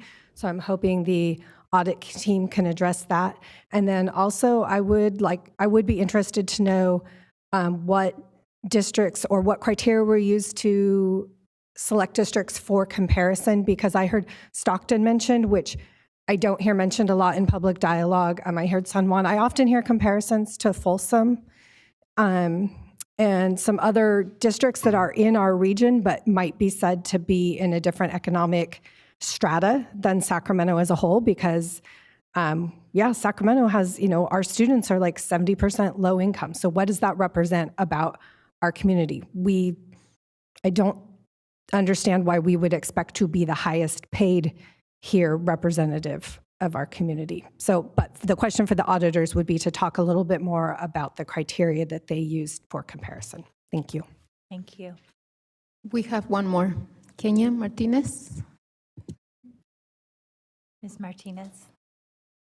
Hello, I just wanted to say a sobering comment. So I actually just did my taxes, and I figured out that the amount of compensation that I pay in healthcare is actually 26% of my salary. And I do not make nearly what the highest paid teacher or the lowest paid teacher in our district or the average teacher in our district makes. So for me and any parent who has a child attending school in this district, it is hard for me to look at this budget and justify as to why we would be in a budget crisis when many of our teachers who I value and I love teachers, I love educators, who are compensated so well in a district that is so poor. 76% of our students are living below the poverty line. They are getting free and reduced lunch. So I just wanted to make that statement, and thank you. Thank you, Ms. Martinez. Do we have any other public comments at this time? No. Okay. So we're going to open it up to board member questions and comments. Ms. Howell, if you wouldn't mind, since we've also had an online portal, and I know you've addressed through your presentation many of the questions that have come up consistently, but we heard again tonight, how were the comparisons done, the total compensation numbers arrived at? Can you please speak to those specific questions? Sure, and I will ask my staff to assist with some of this, but there is a table in the audit report. And when we had access to the J90s, and they were available, we used that information in the table. And I'm going to pull the table because I want to make sure I get the years correct. So that was through fiscal years 13-14 through 17-18. The J90s are available. Mm-hmm. And the table consistently shows from all of those years, when you're looking at total compensation, you're considering salaries and benefits, Sac Unified had the highest total compensation. As Mr. Cox indicated, the J90s were not available for 18-19. So we had to use what was available at the time, looking at budgeted information. Budgeted salaries includes additional stipends, some other, I'll defer to staff, but there's other components of salary for a teacher that they receive that is in the budget.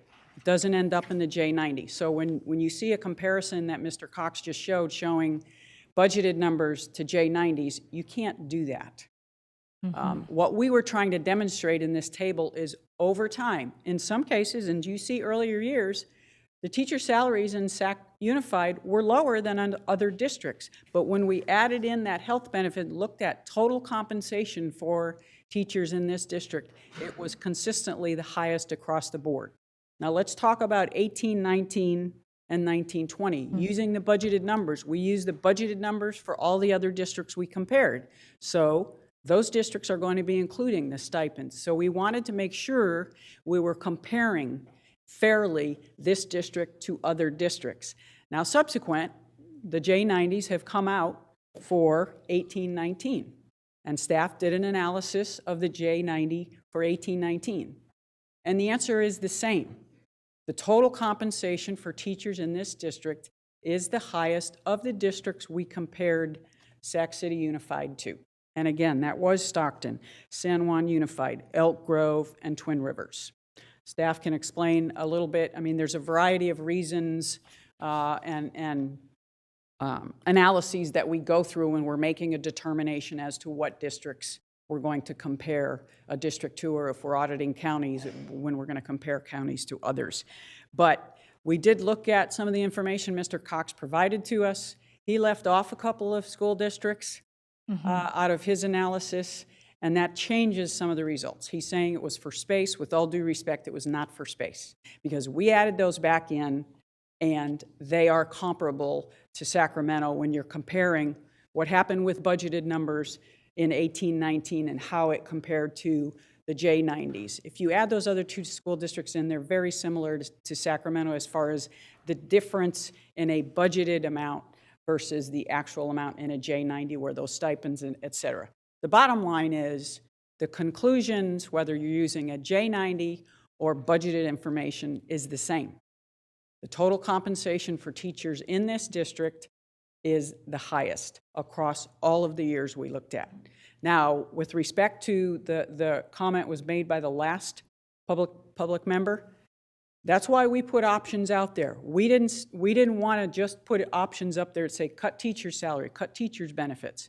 We have cut all salaries, have teachers pay towards their retiree health, cap health benefits for all employees, not just for teachers. We wanted to make sure there were a variety of options that this district could consider in making, what are going to be difficult fiscal decisions. I know these will weigh on you. They will weigh on others who are involved in these decisions.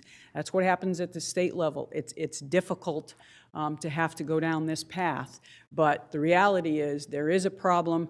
But again, we tried to provide a variety of different options for the district to consider. So I don't know if my staff, you have anything you'd like to add? If you could please speak to the regions that were selected as comparable, because I think that has also been a point of contention. So, it's a very basic way that we determine the regions that we did the comparison against. We actually looked at a fact finding that the district did previously in its negotiations for its 2017 labor agreement. And we looked at the district submitted other school districts that thought were comparable to it. And the teachers union submitted districts that it thought were comparable to it. Of those that we included, all of them but Twin Rivers were on both lists. So we felt that with both parties felt that they were comparable, it would be something that would be fair for us to compare as well. And also in looking at them, they have similar demographic makeups to Sacramento City.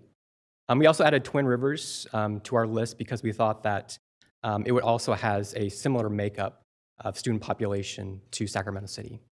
Thank you. That's very helpful.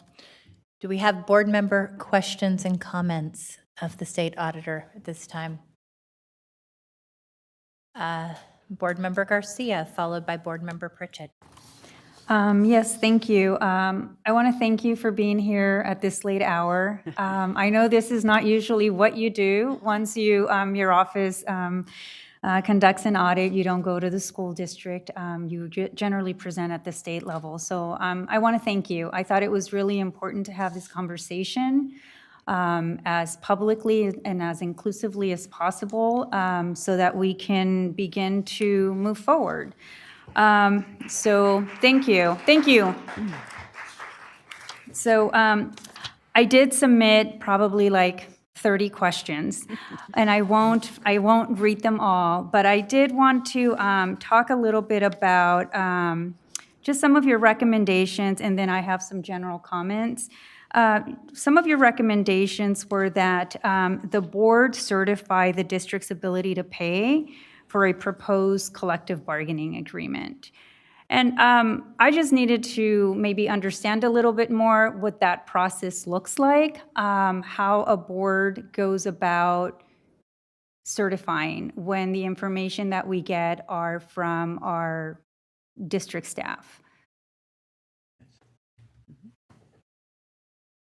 So basically what we are envisioning is that under the current process, the chief business officer and the superintendent actually certify as to the affordability of a collective bargaining agreement. What we're doing is we extended that to include the board. Part of the reason why we wanted to do that is to expand the accountability in making these decisions.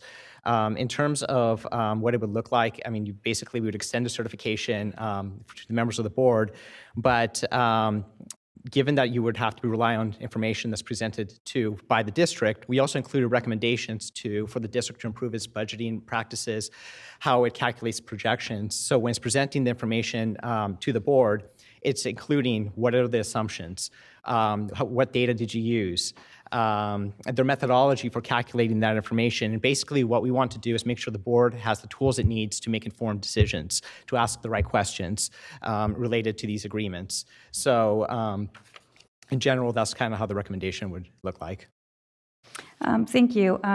Just a couple more questions so I can let my colleagues also ask some questions. There was, in your report, you have that districts under receivership that have filed for bankruptcy, essentially, potentially have had administrators who have voided the collective bargaining agreements. How many did you find that have actually done that? So the one that we're aware of that actually filed for bankruptcy was the Richmond School District back in 1991. We're not aware of any other school district that's filed for bankruptcy, so it's very rare that would happen. So what's the difference between bankruptcy and receivership, just so that Definitely. we have a clear understanding? So under a receivership, you would basically, you're receiving a state loan, the county takes over, the board is reduced to advisory role, you lose local control, you have to pay back the loan. So that's basically how a county receivership works. Under a bankruptcy, there's a hierarchy of how you have to pay back funds, anything you owe. So there's some additional restrictions that would apply. But we haven't seen that with the school district, though, recently. Okay, and there's been an issue, or that one of the public commenters brought this up as well, in terms of the data, the assessment of data reliability versus the validity of data. Can you talk about what the difference is in that, why you choose reliability versus validity, and how that changes sort of the net findings and the ones that you base your recommendations on?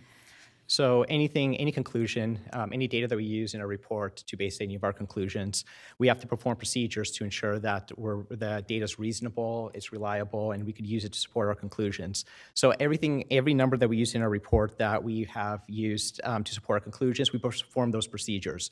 Now, does it take it to the level where it's really precise? No, not necessarily. But we do perform and do enough work to make sure that we're comfortable with the numbers, it supports our conclusions, and that overall trends are accurate.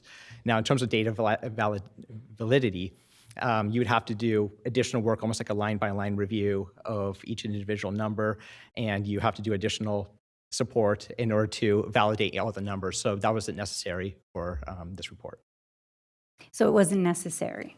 For the, right, so to get to that level of detail, we were able to support it and support the structural deficit and all the other conclusions using the information that we had. So there are audits that you conduct that you take that extra necessary step to validate the data? It or is depends that on not? it depends on the scope of the audit, right? Got it. Right. Got it. Okay. Just because it's been an issue that has come up, so I thought it was important to clarify that.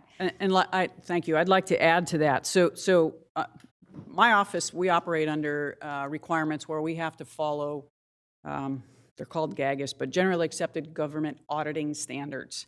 And those standards require auditors to conduct data reliability. If you're going to use information and reach conclusions based on that data. And then you go through that analysis and you determine whether or not you can rely on the data. So one of the examples, for example, staff here, when we're looking at certain information, we're going to take it back to audited financial statements because we know an audited financial statement is more reliable than an estimate or a projection. But when we're looking at projections, because that's all we have, then you do some reasonableness tests. You compare those years that are projections to prior year actuals and see, is there a huge change? Why is there a huge change? Is there an explanation in the projection? Why that change, why they're projecting a significant increase or a significant decrease. That's where you're not necessarily doing specific validation because you can't validate a projection. But what you can look at is historical information that is valid because it's based on audited financial statements and say, based on that, looking at projections in the future, they seem reasonable. And that's a lot of what staff did. So when we can, and we have actual information, we'll go in and we'll look at it. What Nick is referring to is if we were looking at salaries and wages, we weren't going to go in and look at every single teacher and say, did Elaine Howell get paid $50,000? Did Mr. Kalitzos get paid $60,000? Did Nathan get paid $40,000? We were looking to see in the audited financial statements, does it properly represent, fairly represent the cost of salaries and wages for the district for that particular year? An audit, when an auditor issues an opinion on statements, that auditor is saying this is reflective of the financial situation for this district. So that's how you use audited financials. That's been validated by somebody else who did the financial audit.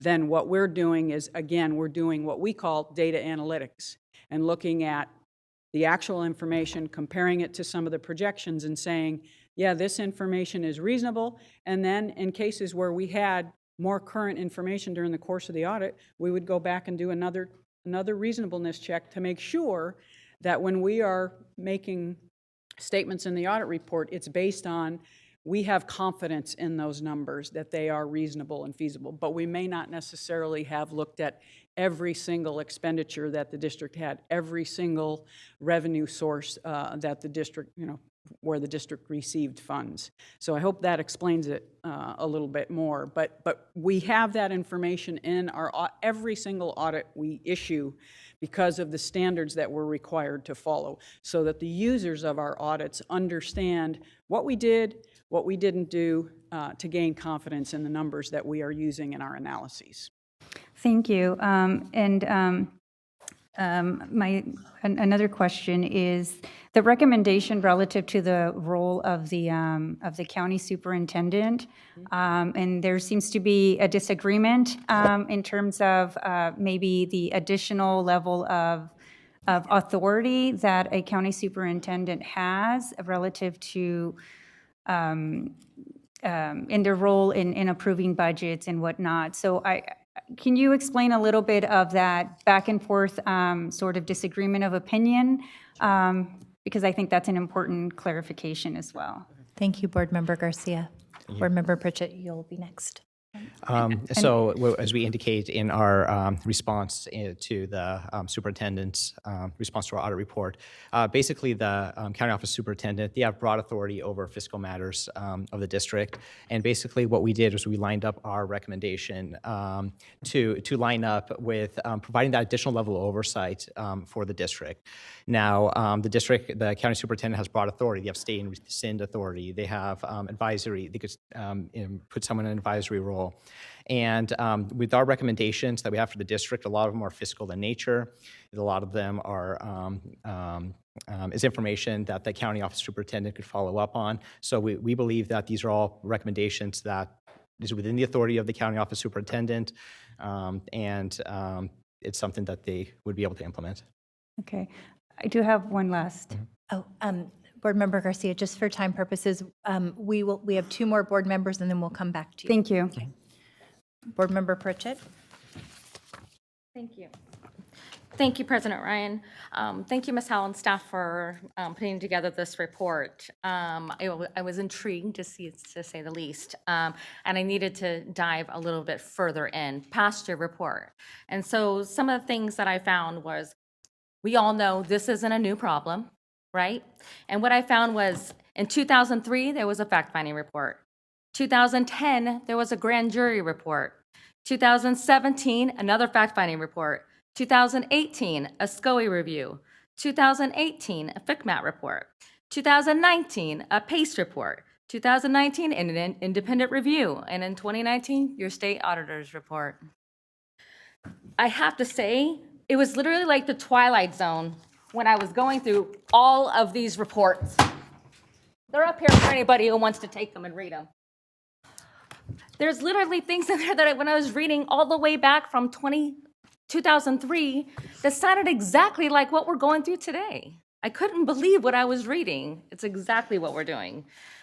You know, why are we still talking about the validity of these numbers? I don't get it.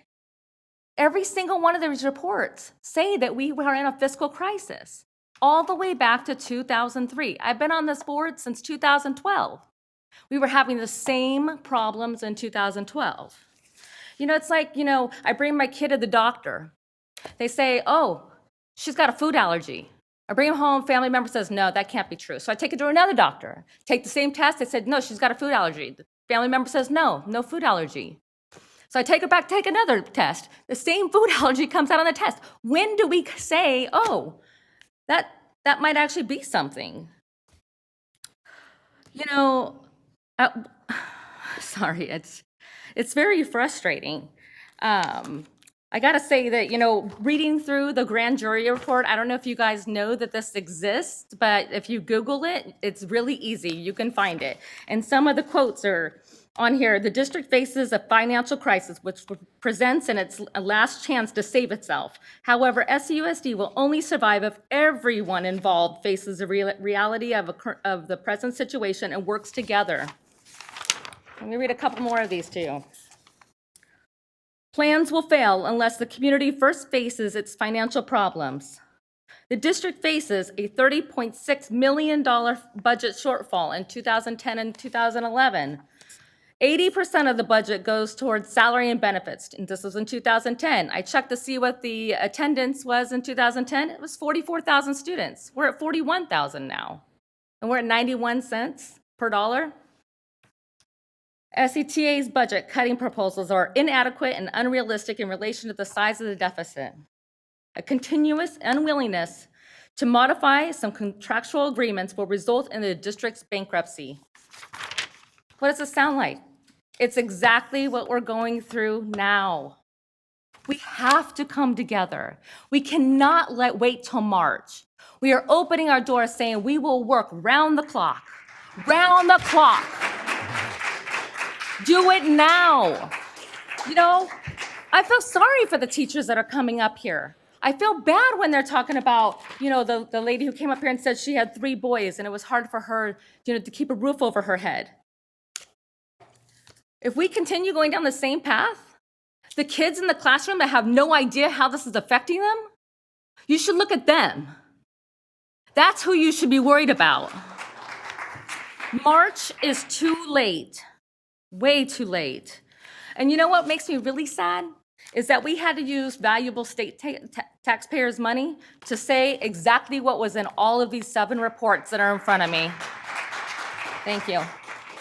Thank you, Board Member Pritchett. Board Member Morowski. Bless you. Thank you. Yeah, I would echo some of the comments of the public commenters and my board colleagues that I was not surprised by much of or anything that was in the report. But I was really pleased by how clear and comprehensive it was. So I really want to thank you for that work. I think it's just laid out in such a clear way and very visually easy to understand. So I really appreciate that. There are a lot of really solid recommendations in here for our district. And I wanted to understand kind of from your perspective, and if you can give us any guidance as to what the continued relationship between your office and us as the district as an auditee in terms of follow-up, maybe just explain what does that look like? And do you have any suggestions for a framework that we can use to ensure your audit recommendations are followed up on? Because there's many, there's, I don't count them up, but 12 or so different, and some of them are fairly comprehensive. So just want to hear your thoughts on that. Absolutely. So we actually follow up with the district 60 days, 6 months, and 1 year. The district will be providing a response as to their progress to implementing the recommendation. They're providing us with support to showing that progress. We'll be evaluating that information and posting it on our website on our assessment and whether or not you're making progress or not. Basically, we'll be doing that again 6 months and then in the 1 year period. In terms of like a framework, I mean, basically what we're going to want to see is for each one of these recommendations to coming up with a plan, we want to see the documentation that just says, here's the plan, here's the options that we're presenting, and here's our path moving forward. On some of these recommendations, we might, you may be taking the right steps, but we're going to want to see a little bit more time to see how it plays out a little bit more. I think the key is kind of showing what is your progress of those recommendations, and then just what is the tangible outcomes that are happening. And do you recommend any particular mechanism for us as a board to ensure that the district is doing all of the, Sure. Like a quarterly report or, just. So you're always welcome to contact the audit team, me and Nathan, and to talk about here's kind of what we're doing, here's some of the information we're gathering, and then we could definitely talk to the representatives of the district about whether that's on the right track or not. Okay, wonderful. I appreciate that. I appreciate that kind of ongoing support and collaboration as we all work to get ourselves on a better fiscal path. So, Member Murawski, I'm sorry. It's been a long day, big all-staff today, so I've been speaking for hours. One of the examples we could use to share with you, I think what you're asking about is engagement between the board and my office, or the board and the district? Or both? Basically how us as a board, how we should be doing our oversight duties to ensure these audit requirements or audit recommendations are followed. And this is bigger picture, but we did an audit of the University of California, looking at their budget and the Office of the President and how they were preparing their budget. And believe it or not, they didn't have the best reserve policy. They had some weaknesses in their budgeting practices, as esteemed as the university system is. And what they did is they put together, and I don't know if the district has these kinds of resources, you certainly have a CBO who I've been impressed in hearing what I've heard from her, put some groups together, working groups that would prepare materials for the board to look at, to give you sufficient information to really understand, rather than a one-pager. It's like, okay, here's what we intend to do, but here's the mechanics behind how we're doing that. The other thing that the University of California did is they shared information with us. Even though we have our traditional 60 days, 6 month, 1 year, there's a big gap between 60 days and 6 months. 60 days will be, this was issued in December, so it'll be sometime later this month. What we did with the University of California is those groups that we're working on, because there were a lot of recommendations we had to UC, they would provide updates to us more frequently than that. And we would look at that information, and as Mr. Calitzo said, we want as much detail as possible so we can look at it and then provide feedback. Yes, this is heading in the right direction, or no, you are still going to have a problem here. This is not sufficient. We are willing to do that in working with I mean, the district has to do the work, but we certainly can continue to engage. But I think the board should ask for, perhaps quarterly, maybe more frequently than that, updates on what's happening. Basically, have them put a grid together. Here are the recommendations, break them down into specific examples or elements of each of those recommendations, and then what's your action item? When are you going to have that done? What materials are you going to provide to the board to demonstrate that this is going to be an effective change? A change that will, basically implement the recommendation, which hopefully will benefit the district. So I just wanted to provide a little bit of. Thank you. And I would like to take that as sort of guidance or a request to our superintendent to think about that kind of mechanism for ongoing reporting over the next year. Yeah. And I did have a couple other real quick. I appreciate the additional analysis on the kind of the J90 and the salary comparisons. I think that's really an important point to sort of, for us all collectively to get right in terms of making sure we're looking at the right numbers. And I appreciate that distinction with the stipends being excluded, et cetera. So would you be able to share with us any additional analysis that your office has done on that? I think you mentioned that there were some kind of subsequent analysis that you did. Right. Update the numbers. Mr. Cox reached out to my office and provided us some narrative concerns about what we had in the tables, and then provided some tables that he had put together similar to what he shared with the board today. And then my staff, I said, let's make sure we look at this, and we responded to Mr. Cox back in early January. But we did just a quick analysis of the 18-19 information. We certainly can share that. I mean, it's a small analysis that we did just looking at that year, because now we have the J90s for that. And that's where we reached the conclusion. We're happy to share that with the board that, again, total compensation Similar is story. the highest. Same conclusion as we had for prior years where we had the J90 information. Thank you. Okay, thank you very much. Last question. Is there any way out of our fiscal crisis without significantly lowering our employee compensation? Well, I think there's a variety of options that we put up here, but no, because I don't think so, because when you're looking at the vast majority of your expenditures, 80% of your expenditures is salaries and benefits. And if you're having to cut significant amounts of money to narrow that structural deficit, or hopefully eliminate that structural deficit, that's an ongoing problem. You have to look at your big picture items, and clearly those are big expense items for the district. Thank you. Thank you very much, Ms. Morawski, Board Member Morawski, Ms. Howell. We have a final question from Board Member Garcia. Yes, thank you. So, channeling Board Member Pritchett's energy, I am extremely frustrated. When I read this report, every time I read it, I've read it multiple times, my blood boils. It is so upsetting that since 2003, we've been hearing the same thing. Same thing from County Superintendent Gordon, from other fact-finding documents, and yet we've done nothing but add to the problem. There was an agreement in 2017, coupled with the skyrocketing special ed costs, coupled with the skyrocketing healthcare costs, that essentially put us over the edge. The agreement should have never been agreed upon. It should have never been approved. One-time dollars should have never been used for an ongoing expenditure.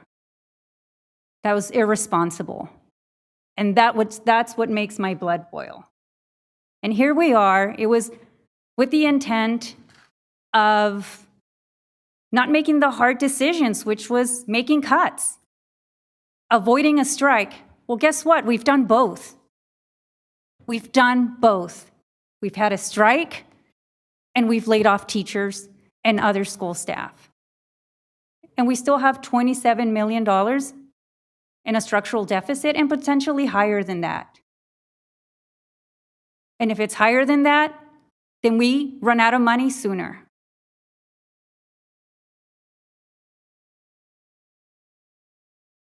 So because 2 of the 3 findings are tied to the collective bargaining agreement. It's the only way we can get out. It's through a collective bargaining agreement. And I appreciate your recommendations that are inclusive of everyone. Because it will have to be a shared sacrifice. Moving forward, our agreements need to be fair for our teachers, our school staff. They need to be fiscally responsible, but more importantly, they need to do right by our students. So I want to thank you for coming here today. And I want to thank you, Board Member Pritchett, for reminding us that this has been long in the making and that there have been some mistakes made along the way. And we need to own up to them. We need to say we've made a mistake. The intent was to agree on a contract, approve a contract that did right by teachers, but at the end of the day, the district could not afford that contract. And that's it. That's the reality. So what now? Thank you, Board Member Garcia. I will tell you, in 2003, when FCMAT first wrote of our fiscal challenges, I was in college. I was a product of Sacramento area schools, and it's pretty astonishing to me to think that in 2003, findings that could have put us on a course to financial sustainability were handed to the district and our stakeholders. And yet I look ahead and I worry that if we don't have the courage to take action now, my children will be graduating from high school and will be playing out these same challenges over and over again. I want to really ask you, in closing out this presentation, to reiterate what I've heard you say in several different ways. The data that you used was based on best practice data analytics, audited financial statements, data reliability that supports the structural conclusions, standards required by audits that you have conducted similarly across the state, and have led to a set of recommendations that are viable solutions. Is that your assumption based on the report that you've put together for us? I don't think I could summarize it any better. Absolutely correct. So, Absolutely correct. Ms. Howell, I want to say to you, with all of that information before us, if we deny the gravity of the circumstance, it is akin to us denying climate change. And I do not want to be the one to tell my 7-year-old and my 9-year-old that I had an opportunity to do what was necessary to ensure that more than 40,000 students had their needs met, and refused to, once again, after 7 audits and a host of reliable information, do the difficult work of digging in to changes that we know we will have to make together, because if we don't, we will fail another generation of students. I want to thank you for your presentation tonight. I want to thank you for your work. And I call upon our board, our community members, and others to take this as a roadmap to financial health moving forward. Because if we don't take this as a roadmap, we are doing a disservice to our children, and it is unconscionable.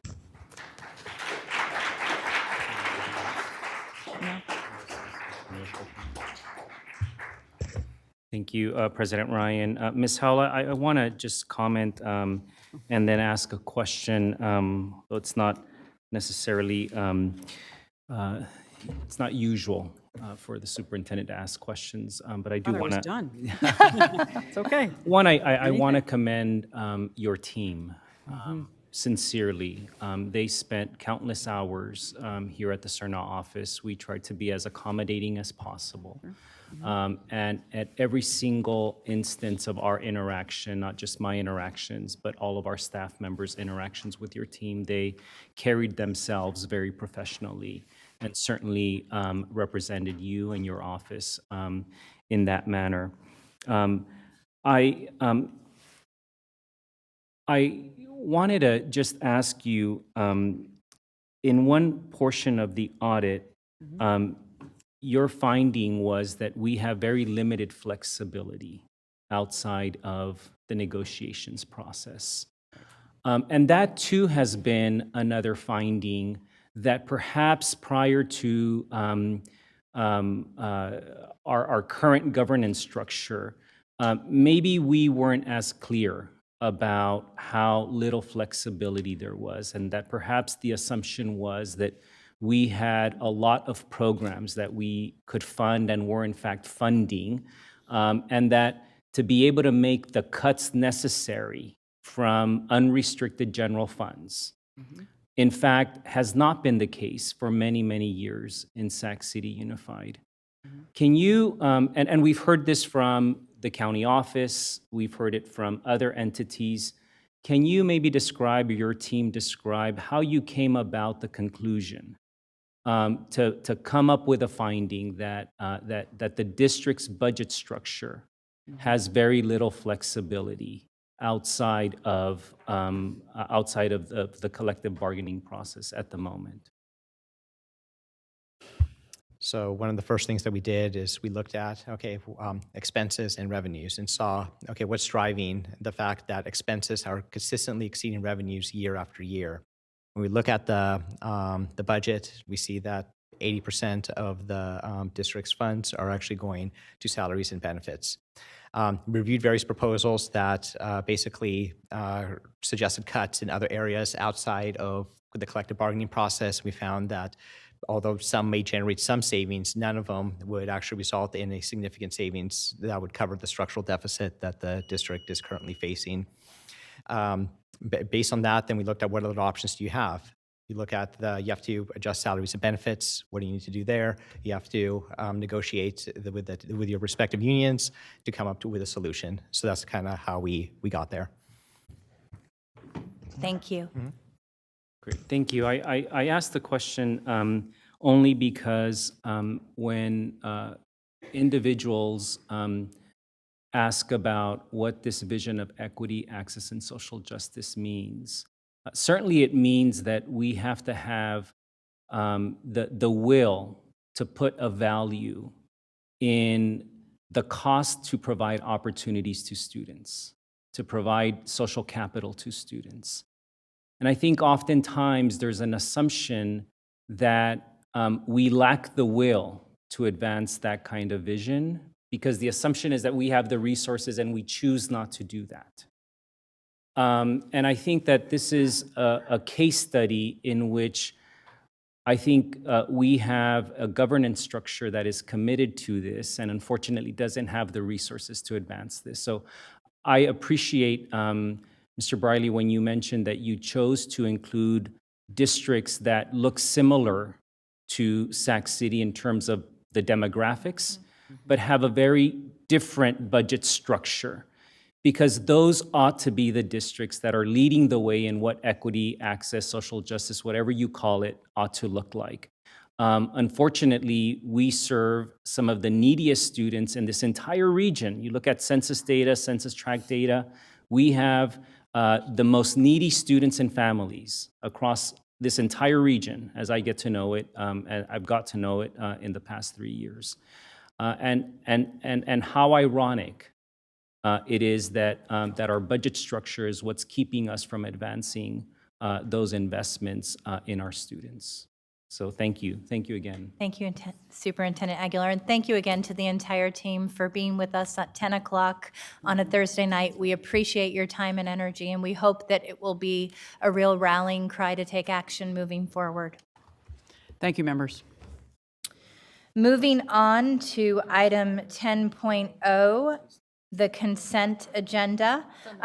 No, before we take a motion, we actually have a amendment.